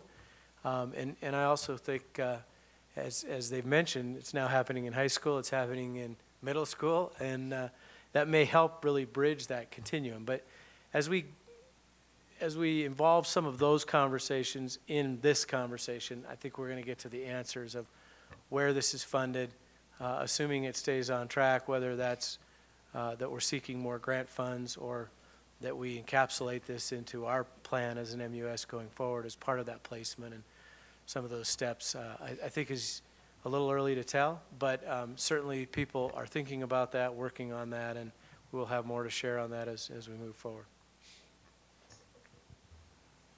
Thank you, Mr. Commissioner. Other questions?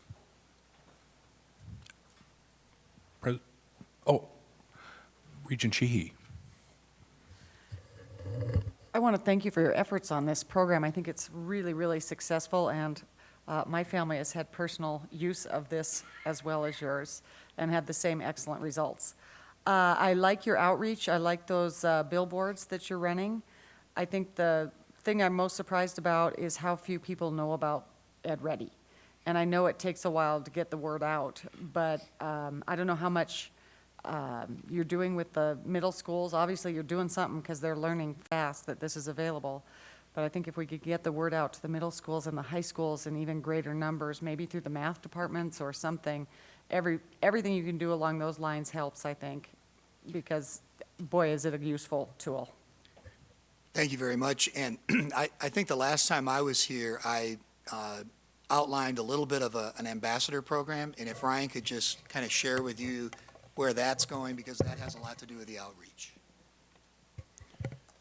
Sure. In the last year, this really mirrors the January to October growth that you saw. Last fall, we began the regional ambassador program, where we've hired regionally, I think we're up to 7 individuals who go around and provide professional development and outreach into schools.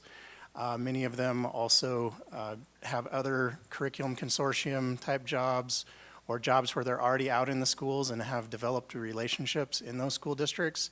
And we're seeing phenomenal results down to those smaller schools where they already are a known commodity when they walk in the door and they say, oh, by the way, have you seen this? That's what we're seeing a lot of that growth from in the middle schools and high schools, are those conversations that then come out of that initial, have you seen it? And then that's where we start building the assessments and helping those teachers to utilize it inside of their classrooms. So it's a really exciting program. Thank you. Other questions? President Engstrom. Thank you, Chair Nystuen. Thanks for your presentation. What a point of pride for the state of Montana to have this project going on. I have 2 questions. After the pilot study, I remember hearing, the percentage of students who went from developmental to college level work and the approximate time that they spent in doing that. Could you talk a little bit about sort of the typical time that an individual student is spending with Ed Ready now as it has matured? That's my first question. Well, some of that varies by use case. And so when you have a use case where you have required time in a lab and a teacher is managing that time for students, it's substantially more. We see, it mirrors the class time that they spend inside of the system. I'd say what we're seeing in the similar use cases is what we saw in our pilot phase, where we have the boot camp idea, or we need to make up the skills that are specific to you before you go on and take a college placement exam.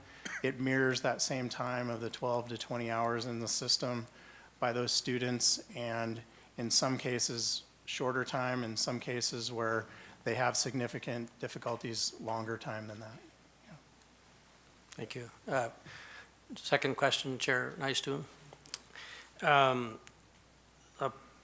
A platform like this must be undergoing continuous development in terms of the modules available and all of that. Is that done locally by you folks, or is that done by NROC, or who does sort of the ongoing evolution of the product itself? I'm going to ask Brian to talk about that because at times I feel as if he is a member of the NROC team. He's spending so much time with their development team. Personally, I meet twice weekly with the NROC development team, and there's a joke. The CEO of NROC, Gary Lopez, says that each time I talk with the program manager nationally, we cost him $100,000. So not quite, but pretty close. We are constantly taking feedback from our users in Montana, and because we are the largest user, they've actually visited our state and they've made direct changes to the program based upon feedback from our users in Montana, teachers, students, administrators, and we visited, when they came out and they interviewed over 45 different individuals about the program, and that's what that other 10 to 11 minute video on our website is about as well. So they are listening to what we have to say, and we have a short-term and mid-term, long-term roadmap for their development and continual evolution of the product. So, yes. Thank you, and don't get any ideas about going to work for NROC or anything like that. We need you here. Other questions or comments?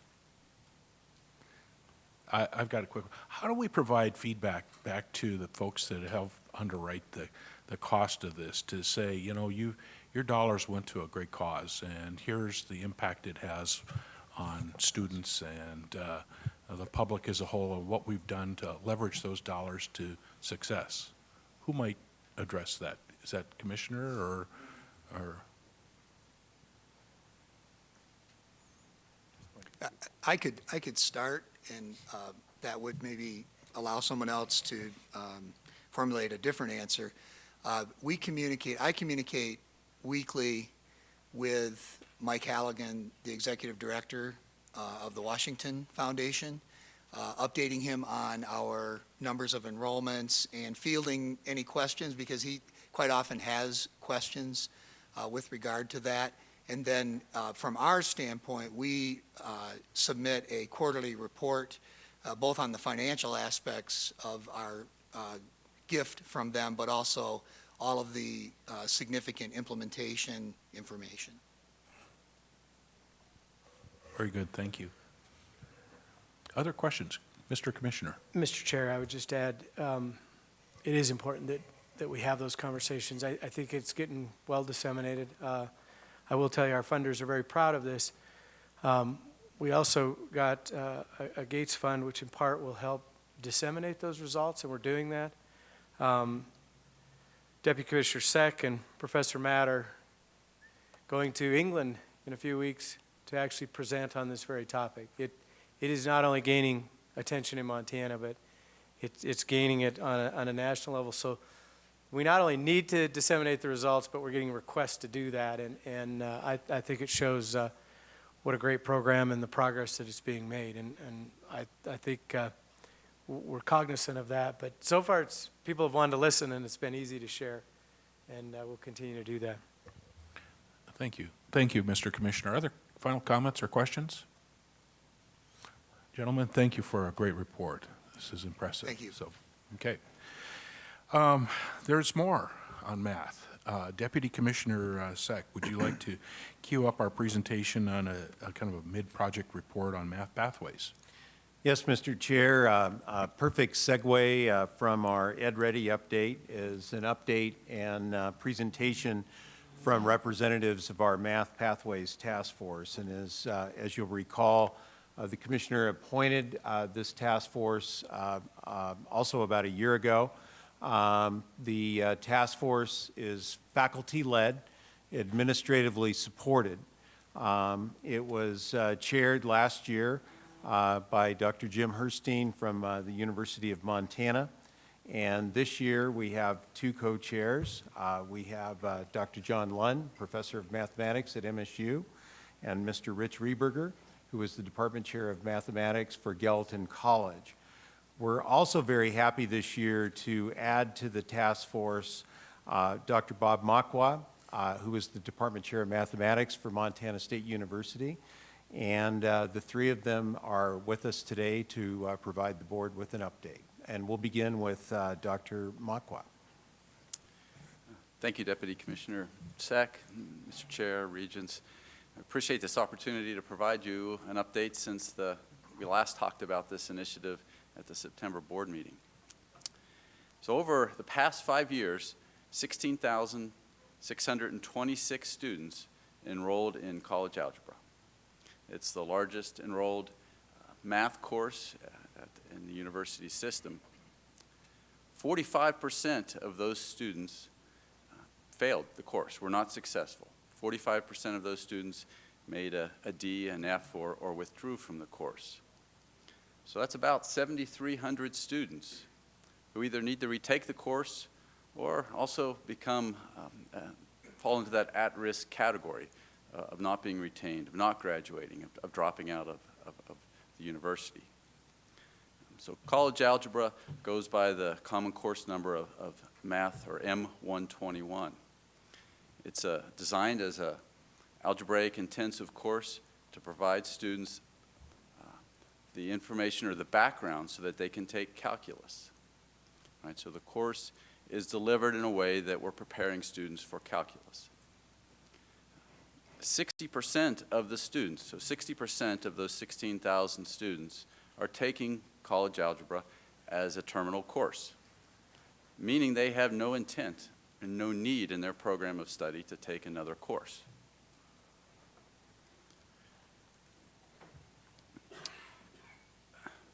So many of those students are not successful because they're in a course that involves or includes material that's not necessary. That's costly for the students and it's costly for the system.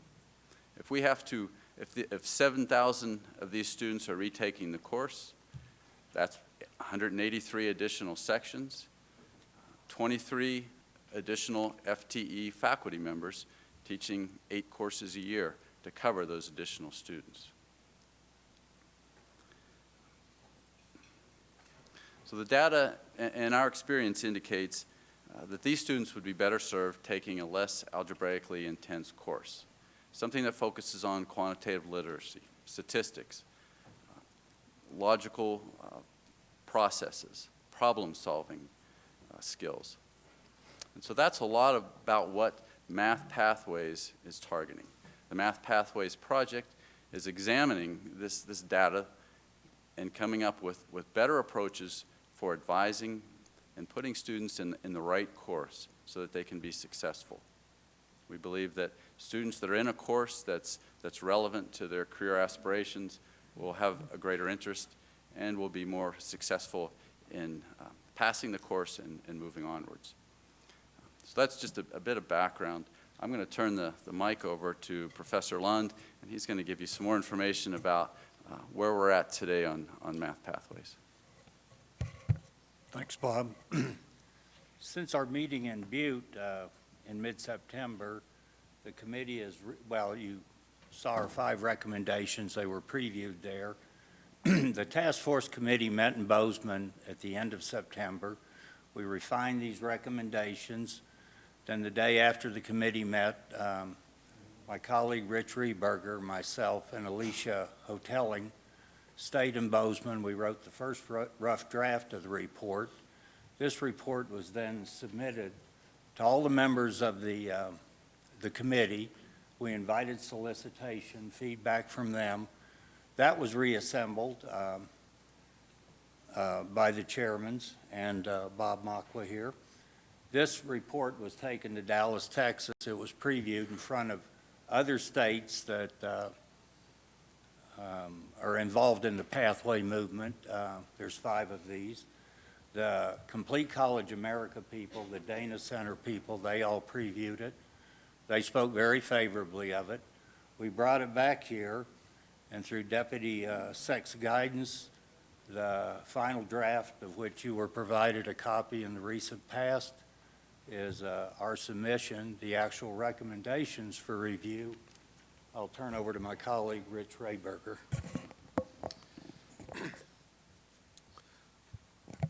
The draft report in front of you settles on 5 recommendations. Number 1, provide clear pathway for non-STEM students. This is the main issue that Dr. Makwa addressed.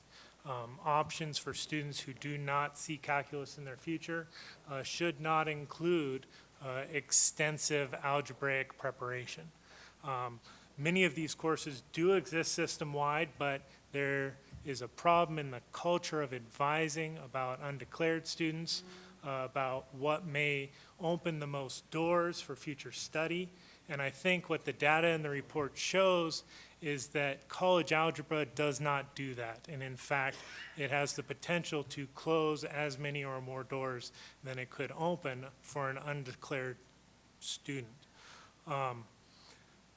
That said, there is a need for a change in the culture of advising to include clarity of options both at the college level and the prerequisite level, so that it's clear what students could take to develop a better understanding of mathematics. And then should they desire a major in a STEM field or a major requiring calculus, that those options still be available. The second recommendation is to evaluate curricular requirements for college algebra. What we found initially and anecdotally in the meeting of the faculty members was that we were aware of several programs and courses programs and majors that require college algebra as the terminal course. That, from a mathematician's perspective, did not seem appropriate in the sense that as the course was designed, created, and refined, it exists as a prerequisite to pre-calculus and college and calculus. Certain areas, such as potentially healthcare, may be using college algebra because of a lack of other pathways or options. So what we have done as the first step of our action plan is we sent out a request to all of the chief academic officers detailing what the major requirements were for all of the fields of study under their supervision. And we hope to gather that data and help to broaden a discussion about why certain degree programs are requiring the courses they are, with a particular focus on college algebra. The third recommendation, to strengthen advising processes for math. Although this seems like a dead repetition, the first recommendation is really to focus on the non-STEM students and to make sure that that advising is clear, but we want advising to be strengthened across the board in mathematics. The fourth recommendation, stronger communication between secondary and college partners.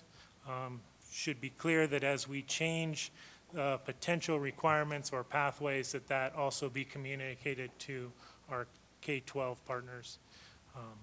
And number 5, strengthen communication throughout the MUS. That there needs to be a way for colleges like the business department to approach the mathematics department, things like healthcare, to open a meaningful discussion about what they want their students to have in the courses that we're offering, and not to use catch-all general courses as default for earning college credit. I guess at this point we would be happy to entertain any questions. John, Deputy Commissioner Seck, do you have any other comments to add on before we take some questions? Mr. Chair, I do not. Okay, all right, very good. How about some questions from the regents in the audience? Regent Holman. Thank you, Mr. Chair. Do we have any timeline for the implementation of what you all are clearly deciding are the priorities in terms of, rethinking the way advising for math is done, A, and B, taking a look at courses that do require 121 as a terminal math program? It's my understanding that the way that task force has been set up and Deputy Sec, if I'm wrong, please interrupt, that we have this upcoming year to set an action plan and to begin to implement these recommendations. And then as part of that, we hope to meet and set clearer deadlines of when we should do this. The most recent deadline was to get this report submitted for feedback, both to the academic partners within the MUS and the Complete College America, and we will actually be meeting tomorrow to begin to try and figure out how to set an action plan and what timeline that might go with. Just a quick follow-up or comment. I know that these things can't be rushed, but I think it's or at least for me, very exciting. And I think that for a lot of students, it will be exciting. And I appreciate the commissioner's leadership, not just on Math Pathways, but also on the Ed Ready program. I think that overhauling math in the state and how it's done in higher education is going to lead to a lot of student success. And I'm sure you are all seeing that as well. But so often, struggling with math is a barrier from what keeps a student in the system or progressing forward. And it was a barrier for me, and it's a barrier for a lot of other very intelligent people who in every other way are succeeding or excelling. And just a slight slip up in the math or what math they're put into can lead to years of delay in their overall education. Thank you, Regent Holman. Regent Johnstone. Thank you, Chair. Maybe, excuse me, maybe a bit of a follow-up from Regent Holman's comments. First of all, I compliment you on the work, excellent work, important work. I would encourage a real sense of urgency on this. The statistics about the impact on students are also compelling, the negative impact that you've provided us. So I would hope that this doesn't take too long to get implemented. It doesn't seem to me that it should, and I would encourage the commissioner and the university leaders to promote and push this aggressively. Thank you. Thank you, Regent. Thank you, Regent Johnstone. Commissioner. Mr. Chair, Regent Nystuen, I think that's an excellent point. Regent Holman as well. And that's exactly where we're headed. And we've really, truly driven this as quickly as we can. We've used system resources to try to facilitate these meetings, the rest, and we will continue on that path. It is keenly important at the same time that faculty have the right voice in this process, or it will come crumbling down, and that ultimately results in more delays. So we want to let that process unfold, but knowing, this effort started as student success, and clearly I think it will be one of the main drivers to that end. It not only affects their experience in college math, but it ultimately will affect their experience in developmental math and how those two relate and interact. And I think of things we really can do as a board to move the dial forward on the objectives that we've set for retention and completion and student success. This is at the top of the heap, and we will continue to drive it in that fashion as best as we can, allowing the process to work itself through. Thank you, Mr. Commissioner. Deputy Commissioner Seck. Mr. Chair, members of the board, we're starting the communication phase of this. We've completed the report, and just yesterday here in this building, we had a meeting of all of the chief academic officers in the system with the chief student services officers of the system, and our panel provided a similar presentation, and we're beginning the dialogue and engagement process. I would also like to take this opportunity to provide a real shout out for the task force members, the co-chairs, and Ms. Hotelling, who is working to facilitate it from the University of Montana. We received a mentor from the University of Texas, Austin, Dr. Diane Troyer, and upon receiving the final report, she sent an email to me on November 13th, which I'm going to read a segment of it to you. It says, Montana's work and the final report are among the strongest across the Math Pathways network. Having a clear and coordinated plan for implementation will be so important to make sure the strong report actually ends up being realized. And that's We're in fact meeting in Dr. Makwa's office tomorrow at 1 o'clock to begin that work. So there's no rest. Thank you. Thank you, Deputy Commissioner Seck. President Cruzado. Yes, Chairman Nyston, members of the board, I also want to add my voice to this wonderful congratulatory note to the task force. This is exactly what we have been discussing for a number of years.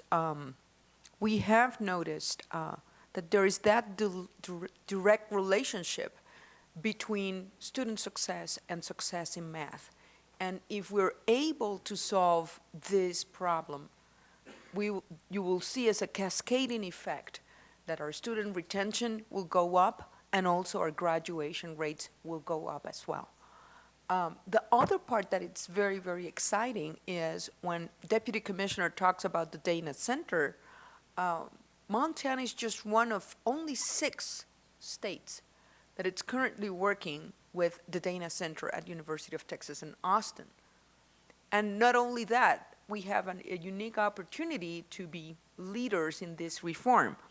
As the Commissioner referenced before, we participated in the annual meeting of the Association of Public and Land-Grant Universities, and there was a meeting for what they call the President's Council, and one of the items in the agenda was talking about math pathways and how important it was to find the adequate level and nature of mathematical course for non-STEM majors.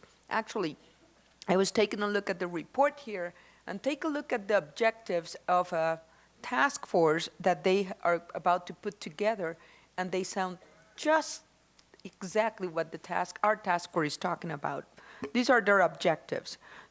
1, to mount a national effort to develop rigorous multiple mathematics pathways across 2- and 4-year higher education institutions in every state, ensuring transferability to increase degree completion. 2, build on key efforts already underway, address national, state, system, and institutional policy and practice barriers, reform curricula and courses, recognizing different contexts, willingness, and needs in each state. 3, integrate effective student advising and academic support for students and improve mathematics instructions overall. And finally, develop and share outcomes and metrics across institutions, systems, and states to learn together how to increase student math success and overall degree completion. I have shared this information with the chair of the task force. I'm sure he will disseminate that amply. And finally, thank you so much to our math faculty for taking this incredible opportunity so seriously. It's going to be a transformative experience for many, many students. Thank you. Thank you, President Cruzado. Regent Sheehy. I have a follow-up for Dr. Seck and perhaps President Cruzado. It appears to me now that this is going on in a lot of different states, maybe both public and private institutions. Was this an idea that just came to us all at the same time, or has it been going on in other states? How far along are the other states? Where are we in the spectrum nationally of math pathways? And has anybody actually instituted the changes in the curriculum similar to what we're talking about? Mr. Chair, Regent Sheehy, yes. I would say we are about right on par with the other states. There are some states ahead of us, some states behind us, but this is a national network. There's a lot of interest in this. I think recognizing that math is a major inhibitor for a good number of students, and how can we get our arms around this to move forward? We began really our work on this in the Montana University system a couple of years ago with our Developmental Education Reform Task Force that I think really set the stage for the work that we're doing with the Math Pathways Task Force. Ed Ready is another example of work that we're doing. So there's a lot of interest in this and a lot of data really about success in other states as well. Thank you. Chair Tuss. You guys are doing something right. If at 4:30 on afternoon of the first Regents meeting, you can get this much comment about math. I just want to pile on the compliments. As everybody knows, this has been a high priority of this board for a long time, and it's wonderful to see light at the end of the tunnel, and thank you and congratulations.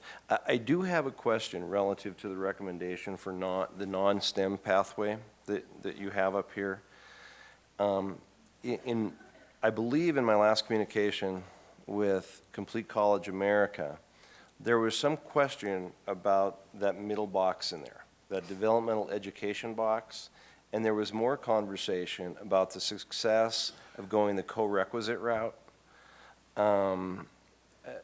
Could you talk a little bit about that and what that means, developmental math course versus having a co-requisite course that would be the terminal course for non-STEM students?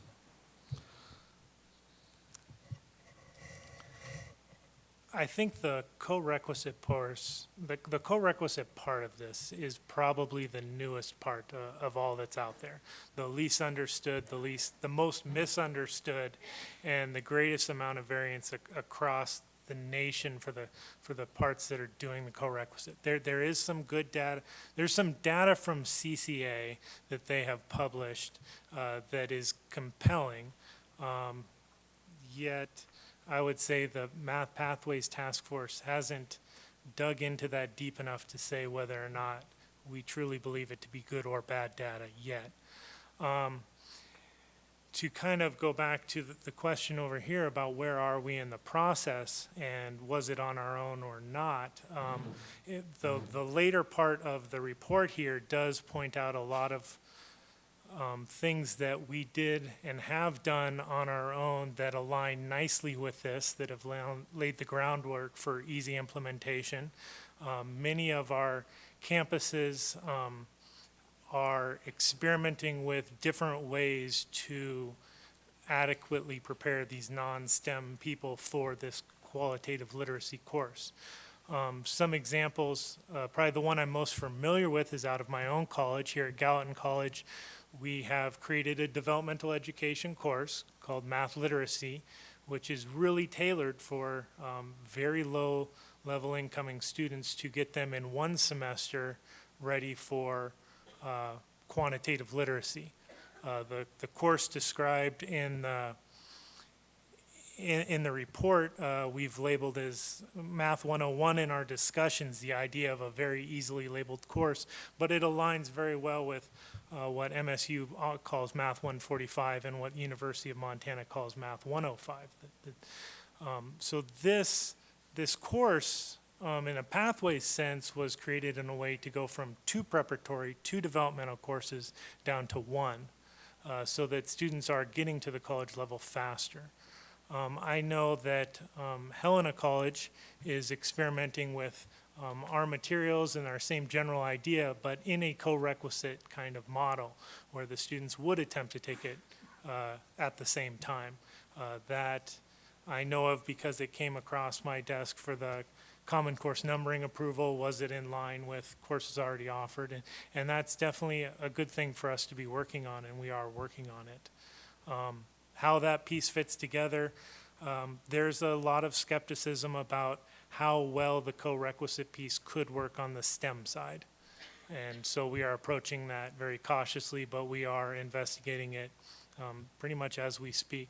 We have faculty members who are considering what that might look like, and if it was unsuccessful, how to do what we did on the non-STEM side, which would be to compress the number of course offerings down from multiple developmental courses or multiple prerequisites down to fewer. Wait a second. John may have more to add. I think Rich is a little bit modest here. I think it was over 2 years ago, Gallatin College and Rich's colleagues and himself approached me. I supervised the quantitative literacy in our math department. One thing you'll find in that report is the phrase algebraically intensive. For years, the problem has been, or a problem has existed, where if you were not quite ready even for the quantitative literacy, one may have had trouble with the prerequisite course, which was an algebraic course. Rich and his colleagues developed the aforementioned 088 class, give data yet, but anyway, we're about in a year where data will be provided, that was a more appropriate prerequisite. Again, shortening that route in the sense of a non-success in an Algebra 1 type setting so that they could be successful in the quantitative literacy class.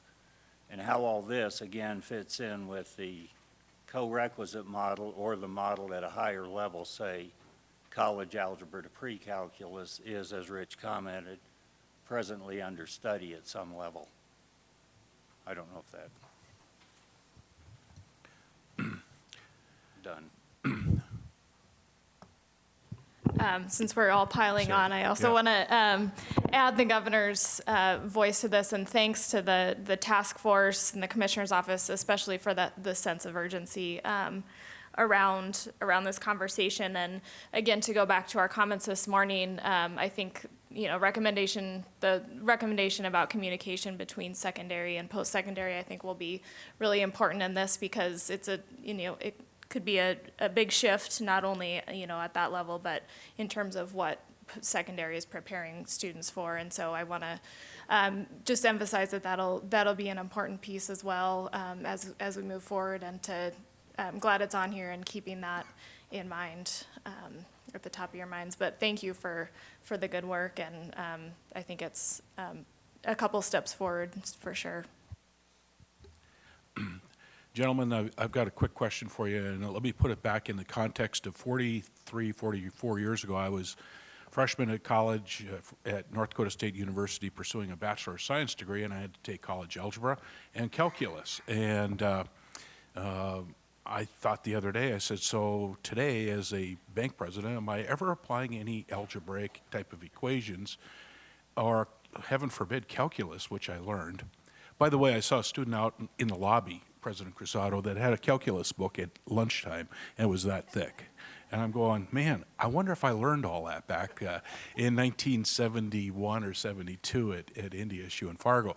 And I think I did, because I got at least a C on those classes. But the other day I was looking at some websites as to, so what are college algebra questions like, sample tests?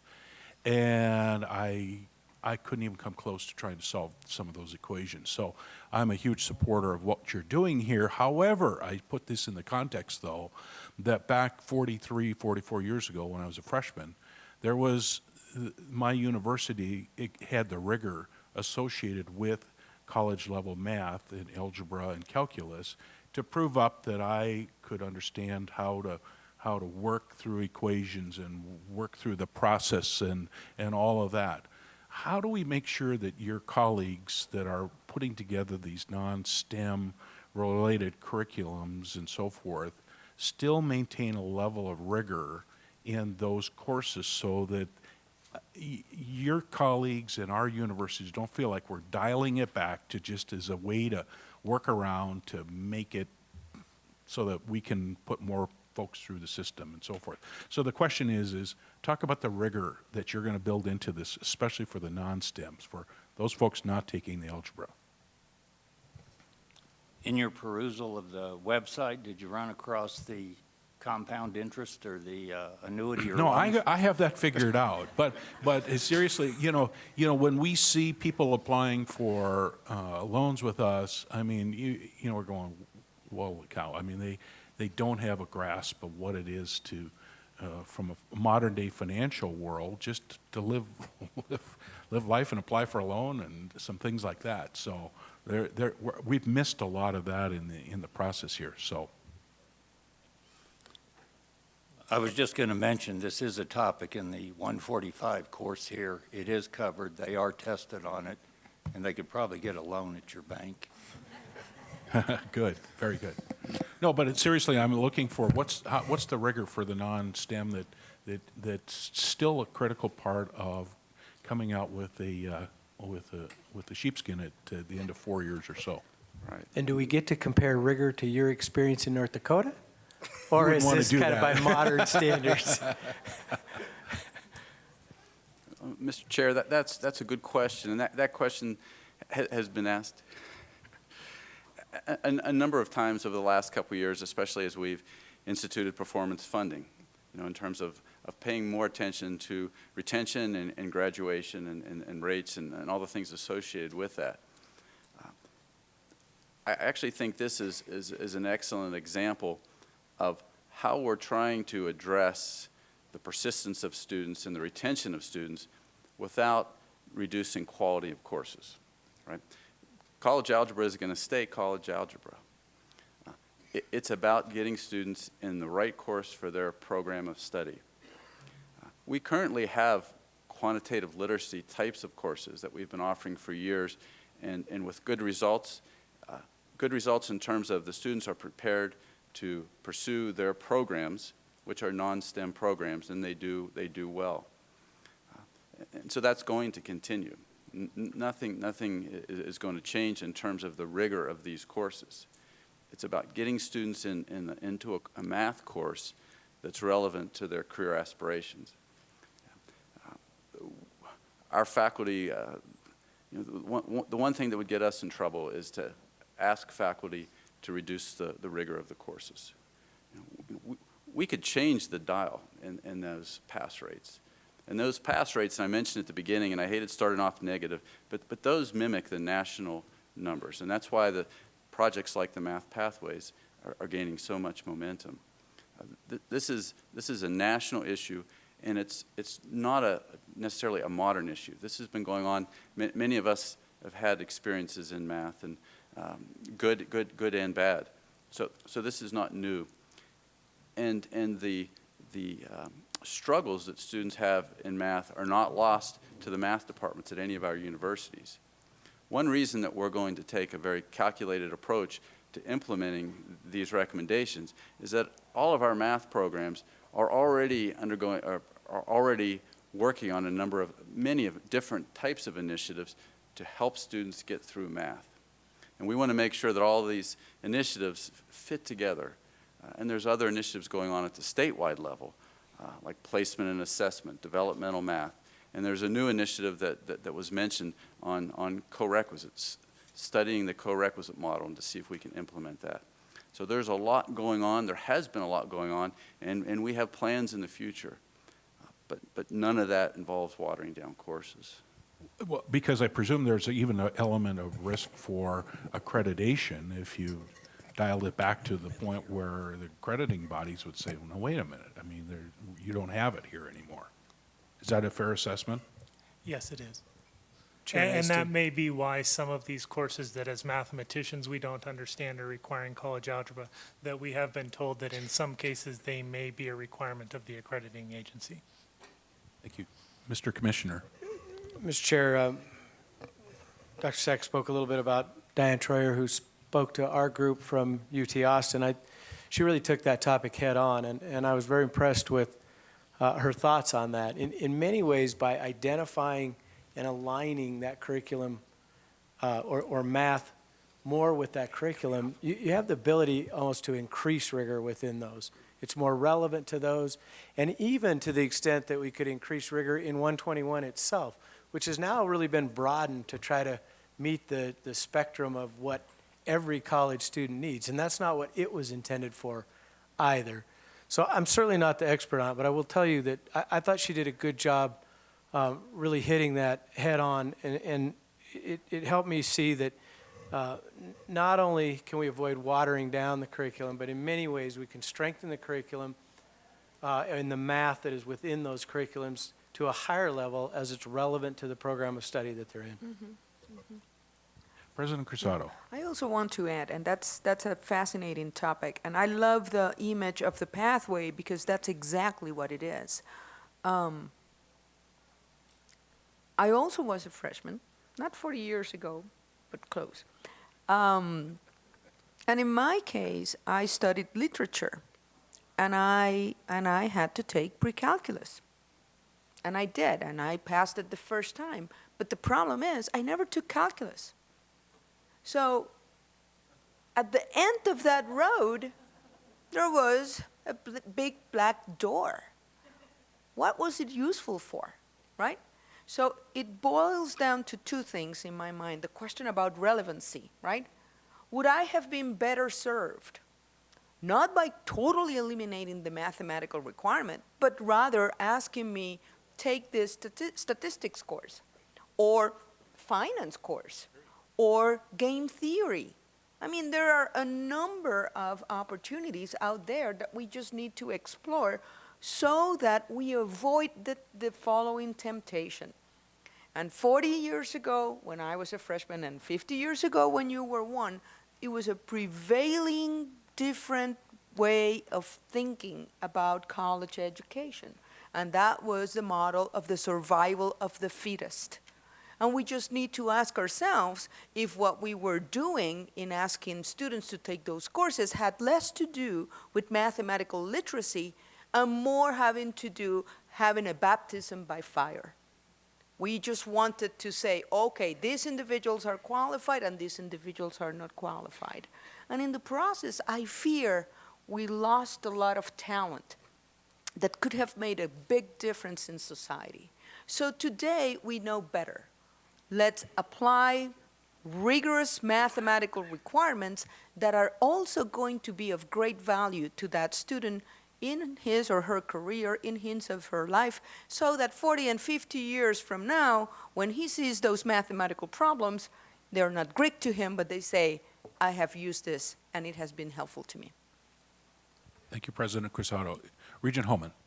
I don't want to drag this out too much, Mr. Chair, but I do want to say in terms of case studies and actually interacting with students, I was that student, and I did, my original undergraduate degree did call for a higher level math, and struggling through the developmental math to get to that level of math was such a struggle that I changed my program.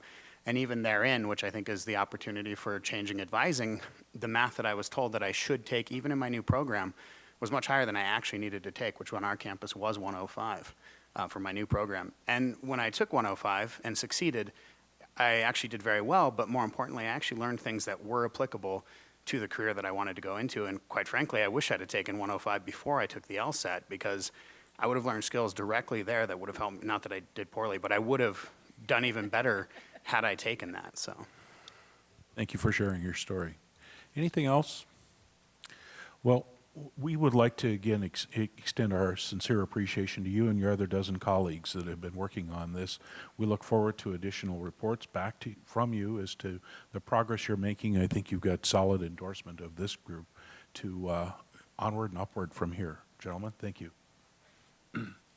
Okay, we have one more item left on the two-year Education Community College Committee, and it has to do with the overview of State of Montana Carl D. Perkins Annual Grant in preparation for possible federal reauthorization of the Perkins Act. Deputy Commissioner Seck. Thank you, Mr. Chair, members of the board. We've had a number of conversations today about the important connection between higher education and K-12. And this is a great example of that. This is something that our state benefits from significantly. It's roughly a $5 million grant that we receive every year from the U.S. Department of Education, and approximately 60% of it goes to the Office of Public Instruction and about 40% to the Montana University system.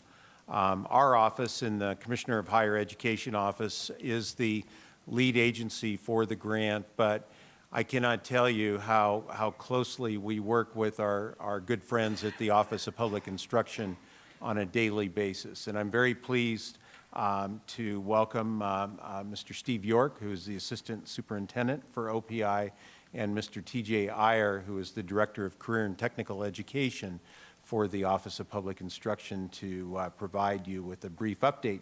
And this is important because the U.S. Congress is starting to make some comments about possibly reauthorizing Perkins, which will be a significant effort. Gentlemen. Thank you. Once again, you get to see me this time at the end of the day. I started the day and I'm ending the day, and we don't like to be between you and the reception, so we'll try to move along as quickly as we can. This last presentation, I think, is a wonderful segue into this particular topic. I chuckle because I, too, took my first freshman class about 43 years ago, And it was at a Montana college, University of Montana. And I remember, I swear this was written up in the faculty, or in the course description, that if you're going to be in this area, you need to take Chemistry 101. It's offered by one person. You take it.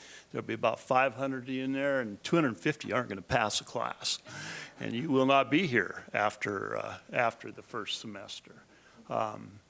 I find that interesting because in the K-12 system, one thing changed in the late 1970s that changed education overall, and this was the little concept of all children can learn. And this idea that everybody could be successful has carried on through. So those days of having those weed out classes are really over.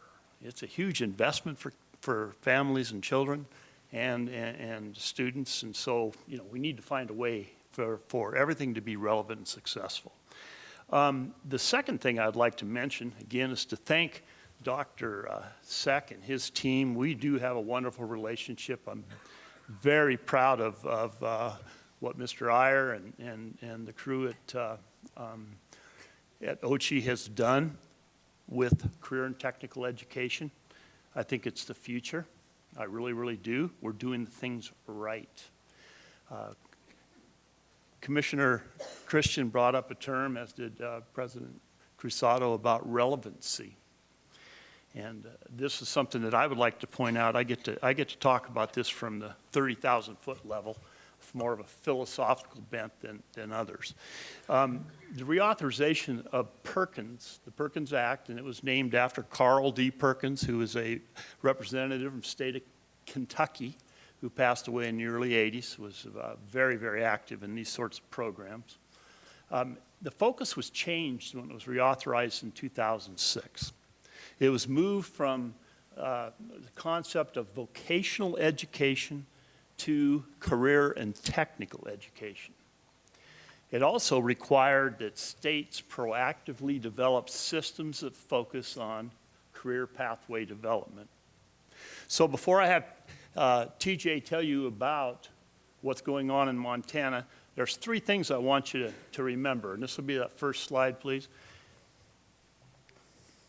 First, if you look at this definition, it says that the purpose of this act is to develop more fully the academic and career and technical skills of secondary education students. I really like this term, develop more fully, and it comes back to the concept of relevancy. One of the things I've seen in my many, many years of doing this is a change in the focus of the student. This generation of students demands relevancy more than any generation in the past. We hear constantly, hey, I can Google this, why do I need to know it? Why is this important? So making that link to their everyday life, their future, how this skill is used in the real world is exceptionally important to this learner. Our CTE courses provide this relevance. They're the ones that require students to put academic skills to work in real-world situations, and which in turn fully develops those skills. The second thing I want you to remember in our three is that we still have a lot of people that are hung up on this us and them concept of this is vocational education, this is career academic college track. Those walls are not there anymore. Much of what we do in career and technical education is relevant to students no matter what direction they are going. An example, Missoula Big Sky High has what they call a health academy. Students that want to enter the health services field actually get into the health academy as freshmen, and their courses are all geared toward that particular focus. Now, you have kids in those courses that want to be certified nursing assistants, and you have kids that want to be brain surgeons. And I always ask, I don't think anybody would want a construction engineer that's never built a house. So it's really, really important that we understand that those walls are not there anymore. Our kids we serve in CTE are from all facets of the educational realm. And the third thing I want to bring up is an interesting fact. 97% of the students in Montana that take at least 3 career and technical ed courses in high school graduate. 97%. They see relevance, they see focus, they stay around. With the work we've done in conjunction with the Montana University system on dual enrollment, I see a parallel. We know statistically that students that take dual enrollment courses are more apt to graduate from college. We know it works for kids taking CTE courses, so we think that dual enrollment is going to help retain students at the college level and help them to finish what they've started. So I truly believe that this collaborative effort that we have with the Office of Commissioner of Higher Ed around career and technical ed is directing us where we need to be directed as far as meeting the educational needs of our students over the next decades. So with that, I'm going to turn it over to TJ and let him talk a little bit more deeply about the CTE program. Thanks, Steve. Thanks, Deputy Commissioner Seck, Chair Newton and Nyston, and members of the board. Carl D. Perkins, we're in the 4th iteration of this grant. It's a federal grant. It's the only federal grant that mandates cooperation between secondary and post-secondary institutions. And it's a great opportunity for us on the secondary side to create structures that match the studies and the research that you've been doing here and you've been reporting here today. It is how we can connect to those things. Pathways is the word that we use in career and technical education. We've been using it for about almost 10 years now. We've been working really hard to get that idea into our educational system. And the research you're showing shows that that's the way of the future. And we feel that. We feel that right now, career and technical education is the center of secondary schools. It provides the relevance, the rigor, and all of that for our students. And in Montana, we are in all our high schools. We are in 14 post-secondary institutions on the 2-year level. Next slide, please. And we are on a 5-year plan. Right now, we are very close to authorization, as Dr. Seck said. Could we go to the next slide, please? This is the speed portion of the presentation, so you have to keep going. That's why they put me at the end here. We are at every one, the 8 high schools in Montana that do not participate are our smallest schools. There are less than 50 students that are in all 8 of those schools. The reason they don't participate is because in Montana, we have very limited funding for those small schools. They're less than $700. So with the paperwork that is associated with that, it doesn't always bring out the return on investment for time. Next slide, please. These are the guidelines on how Montana went about developing our 5-year plan back in 2006. We spent a year as a transition. We utilized all these different stakeholder groups and utilized them to develop our plan that has now been implemented since 2007, and we change it every year. We're allowed to change that as we see fit and as we can justify to the Office of Career and Technical and Adult Education on the federal level. Next slide, please. Administering that plan is what's the key to the strength of this piece of legislation is the partnership.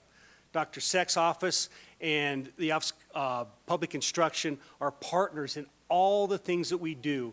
And what we do is we have what we call the State Executive Leadership Team, and that is made up of Dr. Seck, Steve York, myself, and Mindy Askelson, among a couple of other people that we bring in and out all the time. And that small group allows us to be very responsive to the needs of what our CTE programs are about. And that CELT team also leads us in the advisory committee, which is our one link to business and industry. It is our link on the secondary side to what business and industry really wants our schools to do and allows them a way to have an effect upon our curriculum. And that's one of the strengths of career and technical education. It is the only link, like I said before, in secondary education. Not yours, but it's probably our strongest link on the post-secondary side. Next slide, please. The governance, like I said, is the CELT and the executive board. Next slide, please.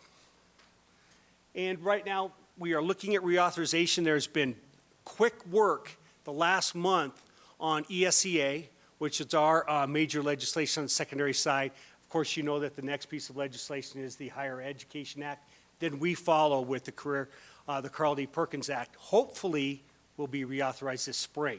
If that happens, that will take us quantum leaps forward to match more what the research is showing now and allow us to really move forward quickly. And these are some of the things that are a part of that reauthorization that we're looking at. And they talk about workforce development, about relationships with business and industry, about campus coordination between secondary and post-secondary institutions much more closely, and allowing a curricular alignment on the vertical side. And then including more of the tribal secondary and post-secondary institutions as well, to try to affect those on the CTE side, as well as integrating pathways. Again, that word pathways. The other side of this whole thing is the WIOA that was just reauthorized. 236 times pathways was mentioned in there. So pathways is what's happening out there, and we want to be a part of that. And also, what we're looking for here is more flexibility and responsiveness, both on the post-secondary and secondary side with Perkins. Next slide, please. The challenges that we face in our state, of course, sequestration, we all see that. That's part of the thing. The evolving perception of CTE, Steve York mentioned that. It's no longer just a vocational piece. It's college and career readiness, as well as work readiness. That is what everyone needs, is the ability to know how to work, teamwork. You know what the soft skills are. You hear them all the time. On the post-secondary side, accountability. We all face that part. Consistent data entry. We all see that. We need to get good data out. We need good data in. And then the consistency of awarding industrial recognized credentials and the value that employers place upon those credentials, very much so. On the secondary side, serving small schools. We struggle with that. We need to work on that a lot. And engaging our other non-CTE instructors within the pathway work. Next slide, please. And lastly, this is our biggest work. It's turned into Carl Perkins' biggest work is pathways. Taking every student, presenting them with all the opportunities and possibilities within all the careers in the country, and providing them with a plan from 8th grade through their level of employment, and trying to make that as efficient and as responsive as possible to that student's self-identified goal, and then linking all of that to what business and industry is asking of us. That is what our pathways are. And the math pathway you just discussed before this is a perfect way to look into that. So we want to jump on that bandwagon as well. So on our pathways, every high school has at least one. Reauthorization is looking that every program in Montana will have at least one, and that we identify all the different students as they need those pathways. And as you can see there, there's a link that shows, if you want to go to the MUS site, it shows every pathway out there and all the different courses and the intricacy that is in those pathways that those students can utilize. And with that, we would entertain any questions that you would have. Questions for our presenters?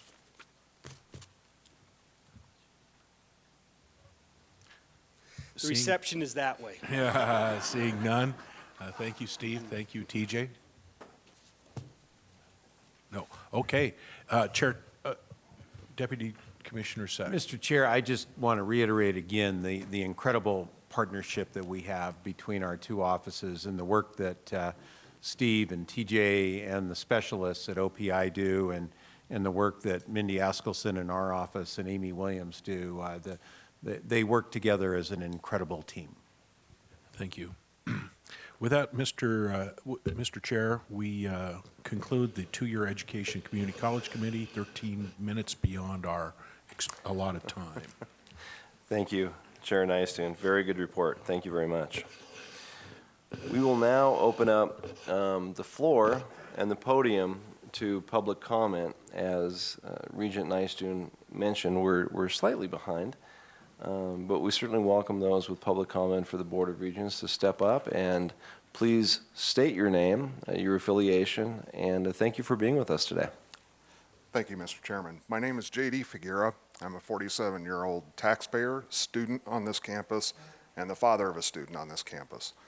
I've heard some interesting comments today regarding success and brick walls such as math programs, so forth.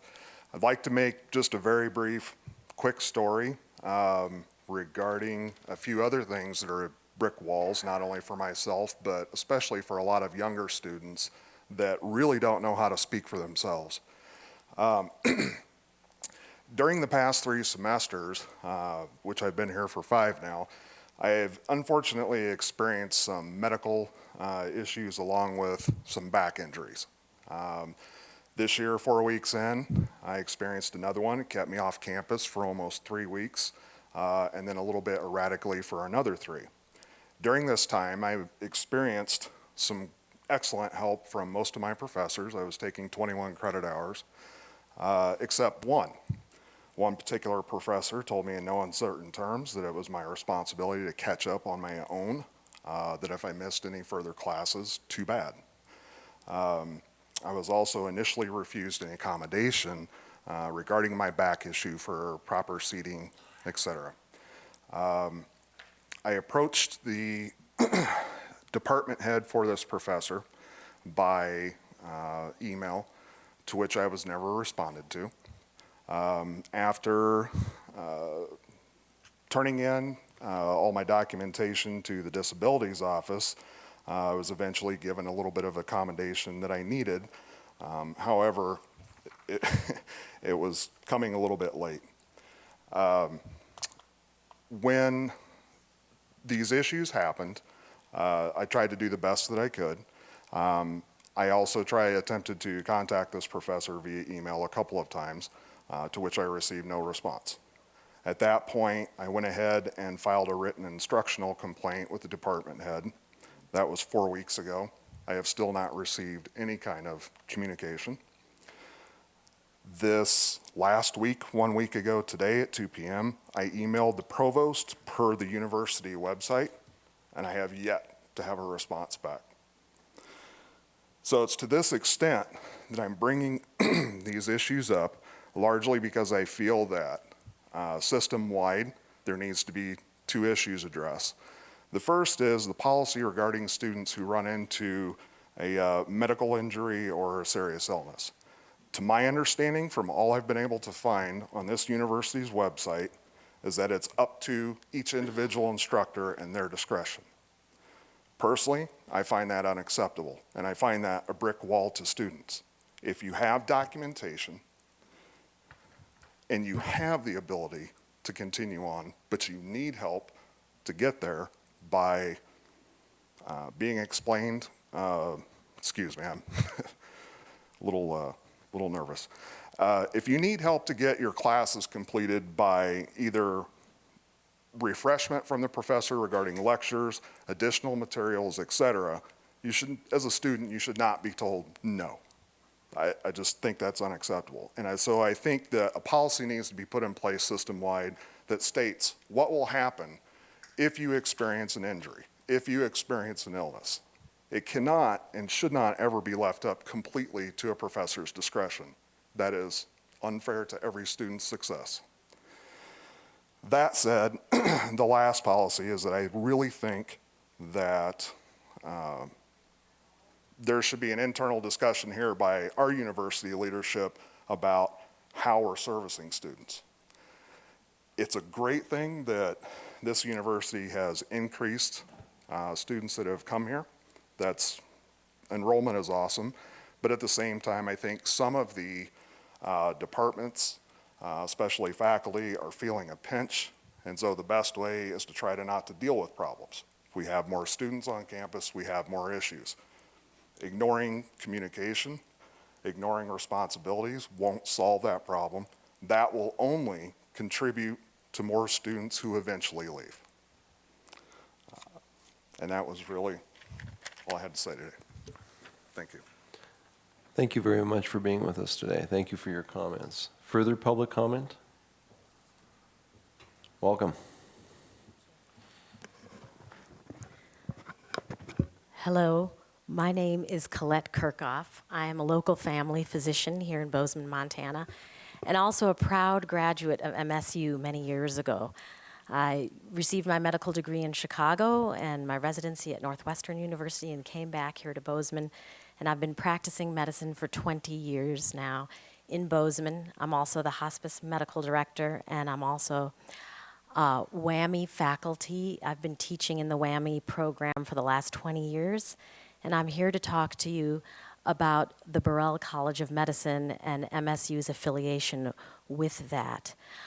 I did send a letter out to all of the Board of Regents, which I hope you have received, as well as our Chief of Staff has sent a letter with over 70 signatures from our medical community, all physicians, and we are all very much not in favor of any kind of Montana State University affiliation with the Burrell College of Medicine.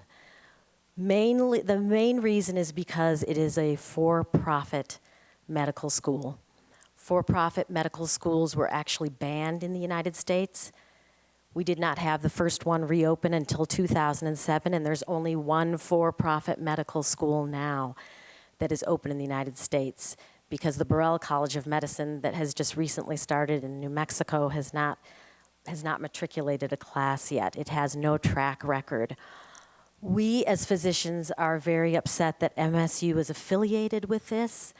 We did not know about it. We did not find out. Only a few people found out in September, and we've been scrambling for about 3 weeks because a pre-feasibility study was already done, and we found out that MSU was going to be giving land to the Burrell College of Medicine so they could locate their medical school there, and would also allow the Burrell College of Medicine to use MSU's services.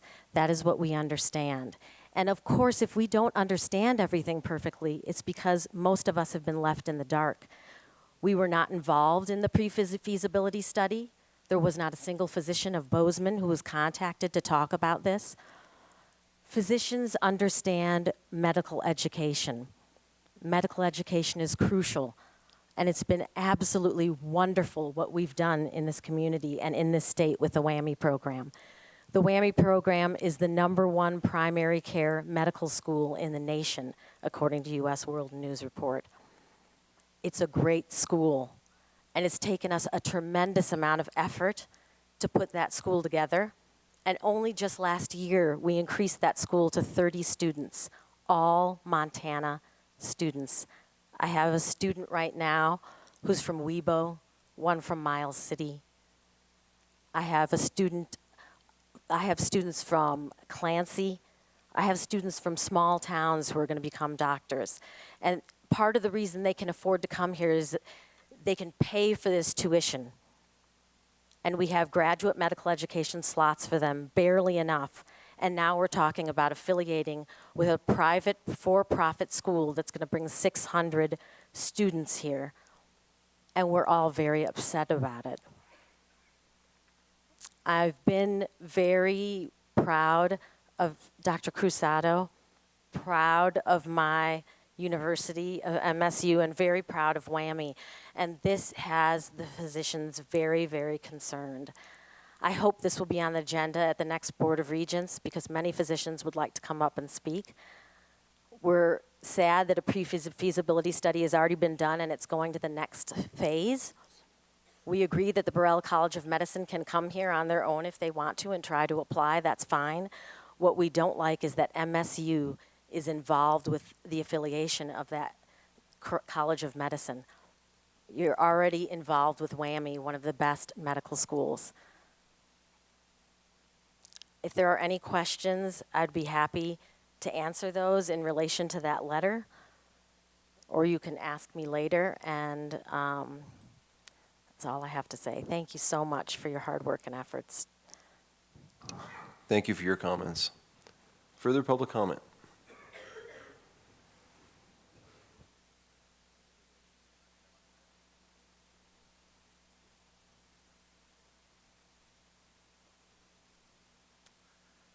Thanks for letting me make a comment.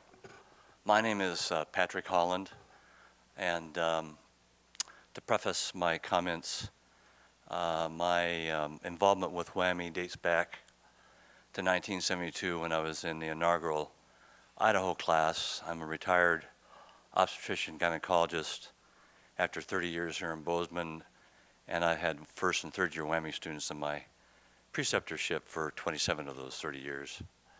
I previously practiced with Dr. Gerald Saunders, who was head of medical education in Sheridan, Wyoming, and also on the Board of Regents for the Cowboys. The same issue and concerns I have are those of most of the medical staff and a lot of the physicians in this state, which has to do with the proposed for-profit school. The for-profit, obviously, philosophically doesn't set well with me. There's something visceral about that that doesn't abide with the kind of education I would think you'd want your medical students to have. But that said, the reason that school is able to exist is because they're going to generate a profit. But it's being billed as, under the auspices, as going to resolve the problem of the physician shortage in this state, and especially solve the rural physician shortage in towns like Harlow or Sydney, Miles City. And I think that premise is false. I don't see that happening. We've had, there's a student by the name of Orrin Hansen who is doing, he's a trusted, we send some of the students, there's 10 students in the WWAMI program every year that go out to smaller communities, and that's where they spend their third and fourth year a lot of that time. But Orrin's from Ekalaka. He wants to go back to Ekalaka. He's practicing with Gary Ostahowski, who's a physician I've known when I was working in Sheridan. His daughter was in last year's class, and Orrin wants, he'd be happy in Hardin. He might be happy in Ekalaka. There aren't too many people who are going to practice in Hardin or Ekalaka unless you're from a Hardin or an Ekalaka. And that the students from the proposed college will likely be from out of state. Those who will be from Montana, which will be a small percentage, probably if they do have a $300,000 or $250,000 loan, won't be able to go practice in Harlow because you're not going to make the money in Harlow to pay a $300,000 loan back. So I think that without getting all the other specifics, I, like all of the rest of the medical staff and a lot of the physicians, if not 90% of the medical community in the state, really has some grave reservations about the for-profit school that's being proposed. So thanks for letting me to make my comments, and I hope you take those into consideration. Thank you for your time and being here today. Further public comments?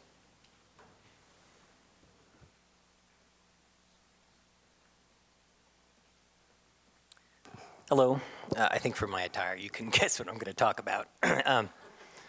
And I'll make it super brief because I know you guys have been here all day. But my name's Terry Mann. I'm a local anesthesiologist. And I just want to mirror what Dr. Holland and Dr. Kirchhoff said. And also to mention the myriad of physicians that I've talked to who wish they could be here to publicly comment on our thoughts about the Burrell College of Osteopathic Medicine. But of course, many of them are still working at this point. But my main point about this venture is that it's a venture that brings lots of out-of-state students to Bozeman and these students have needs to fulfill their clerkships and their residency requirements after graduation. Montana does not have an abundance of these kind of opportunities.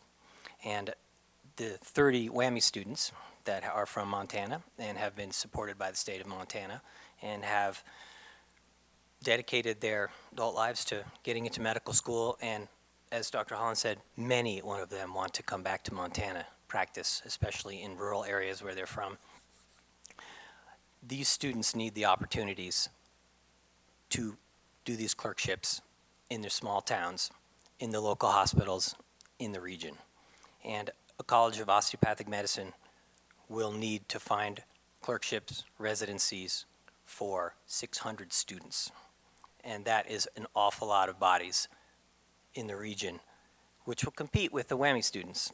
And I think that before we start looking at introducing this school in conjunction with the state university system, we need to make sure that we are doing the best for our students that are from Montana, that aren't from out of state, that are going to come back to Montana, practice primary care, practice medicine, and take care of our people, and who are going to do that gladly. And this college is going to have there's going to be a lot of competition for academic resources as well as for clinical resources. And I just think that, you know, as a university and as a medical community, we need to be in the business of enabling our own Montana residents and our own Montana students who are dedicated to this state and these communities, not to be providing access to these communities for a for-profit venture, which irks me, and also just for out-of-state residents who likely will not be staying in Montana, as Dr. Holland said, with an enormous amount of three-figure debt that many of those students will incur from a private for-profit institution, you know, practicing primary care in Hardin or in Shelby or, you know, up on the High Line is not going to be an option for them. They're going to need to leave the state to become specialists or in high-volume practices in urban areas where they'll be able to afford to repay their loans. Anyway, that's all I had to say. I tried to be brief. Would you please state your name one more time? Terry Mann. Okay, thank you very much. At Bozeman Deaconess. Thank you. Further comments? Further public comments? Mayor Kraus, welcome.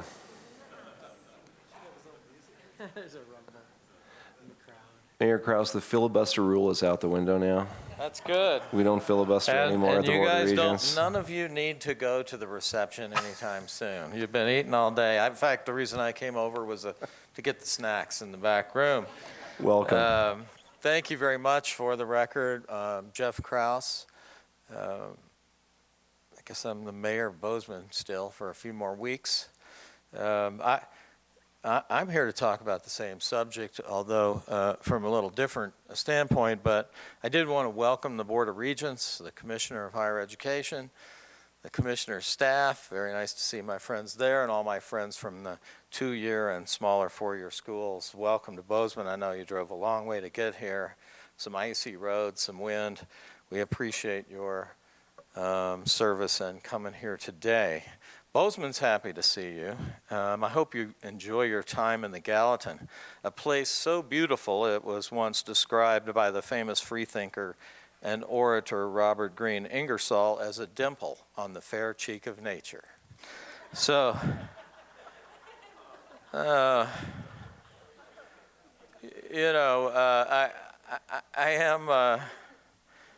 am sort of speaking about a little bit about the possibility of a medical school coming here or anywhere else in Montana. Really, I hear a lot of circling of the wagons and rallying the opposition and you know, staking out the claim even sort of geographically, and I'm not here to do any of that.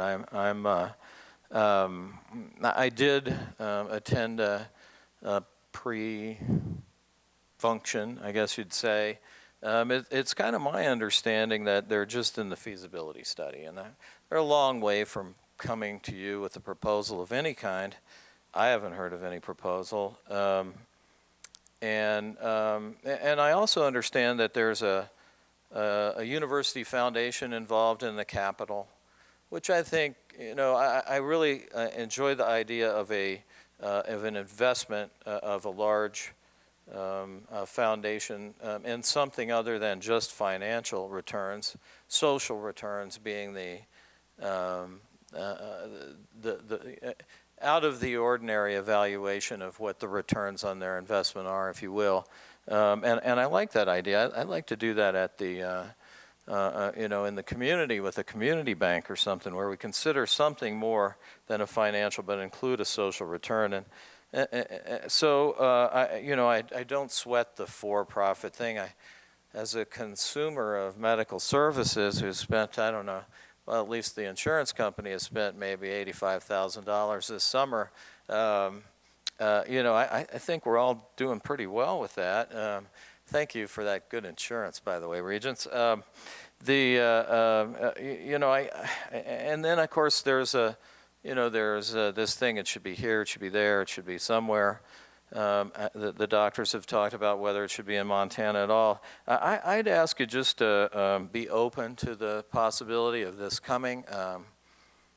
I don't know whether they'll decide to come here. Certainly the input from the doctors is a valuable thing, and I think they'll have a lot to say about it. But it is a chance, to have a school without a single dollar of state taxpayer or Board of Regents controlled capital. I think it's a good way to augment efforts. I understand the issue of that there's only 30 slots, but I know there's a waiting list for those 30 slots. Every year somebody's waitlisted, and they're going off and paying lots of people are going off and paying out-of-state tuition and wherever it might be, North Dakota or wherever it might be, other good schools. And so perhaps it would be some of these waitlisted students that would come to a school like this. Personally, if someone were to invest tens and tens and tens of millions of dollars on the Innovation Campus and it failed, there still would be a pretty nice building there in the Innovation Campus for the next person that comes along, right? And whether, the hospitals in Billings get together and have it down there, or whether it ends up in Missoula, I'm not going to pound my fist on the table and say, boy, it's got to be here, right? I'm not sure where it should be. I think, that's the feasibility study of the school to determine, and right now we're just all sort of dreaming up the boogeyman right now. So. But I do understand, that this is without capital investment, and I would say that Bozeman attracts both financial capital and human capital the way flowers attract bees. You just have to look at our bank deposit growth over the last 15 years, right, Mr. Development Director, to see what it looks like there. And also, from my point of view, I have seen the human capital that's come here, that's created the technology companies and the photonic companies and the bioscience companies and the other things that are coming here. And I think, we would see faculty come here for the same reason that those entrepreneurs come here. So I would say, I guess, if they do say, boy, we'd like to come to Bozeman, I'd just stand there and remind you of what Robert G. Ingersoll said, and in my best Kelly LeBrock voice, say, don't hate us because we're beautiful, right? I don't know if a school can be accredited that way. I know there's a new school down there in New Mexico State, and they haven't been accredited yet. And this one is by the time this one, I think, gets proposed, that one, some of those issues will be resolved. I just, wanted to say, and yes, I work for her in some way or another, but, you have a great innovator here, and thank you for making a good offer to keep her. I really appreciate it. Dr. Cruzado is your factory floor supervisor, and when innovation or when opportunity comes up on the factory floor, that's when you see those engineers with greasy thumbs, those people who have to look out and do the work, and I include the doctors in that too. They're the ones, I think, with the right frame of mind can look at this and give us a clear perspective on whether or not this is an opportunity. I'm very happy to see you all. I hope you have a great time in Bozeman. I would just ask you to think about the state we live in and how imperative healthcare is. I know that the doctors think about that. We have great healthcare here in Bozeman.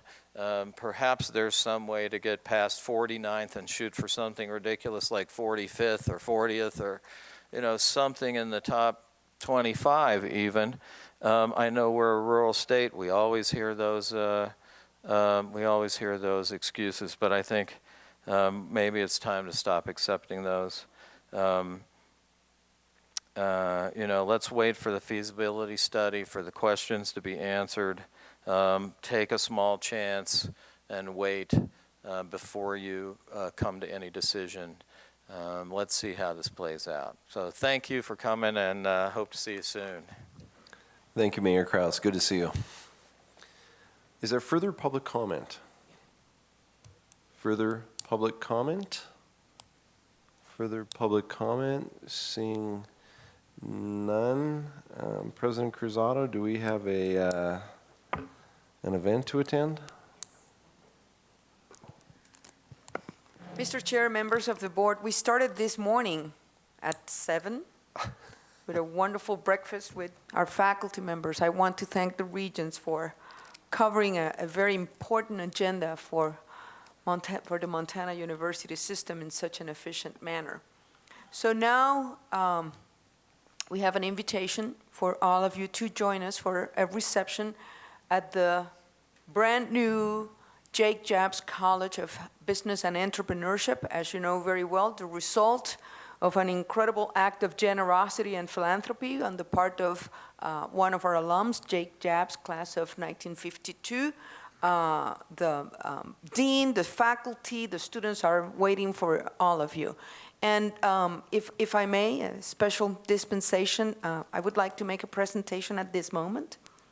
So we've been here for 10 hours, so the important date is getting closer. And what happens then is that we start getting transmogrified. And there's a person here, and who's my colleague, and as Saturday approaches, we start changing our attitudes against each other. So I just needed to say that at break time, I went to the back room where the snack room was, and I heard a certain whimpering. And it came from this table. And I looked, and there were these sad chocolate bears just crying. And I just think that they know something. So I would like to present this to their dad. So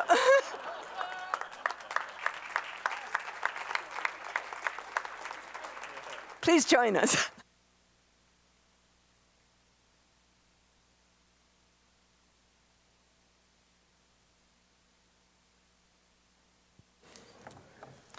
And so it begins. We will stand in recess until 8:15 tomorrow morning. Thank you.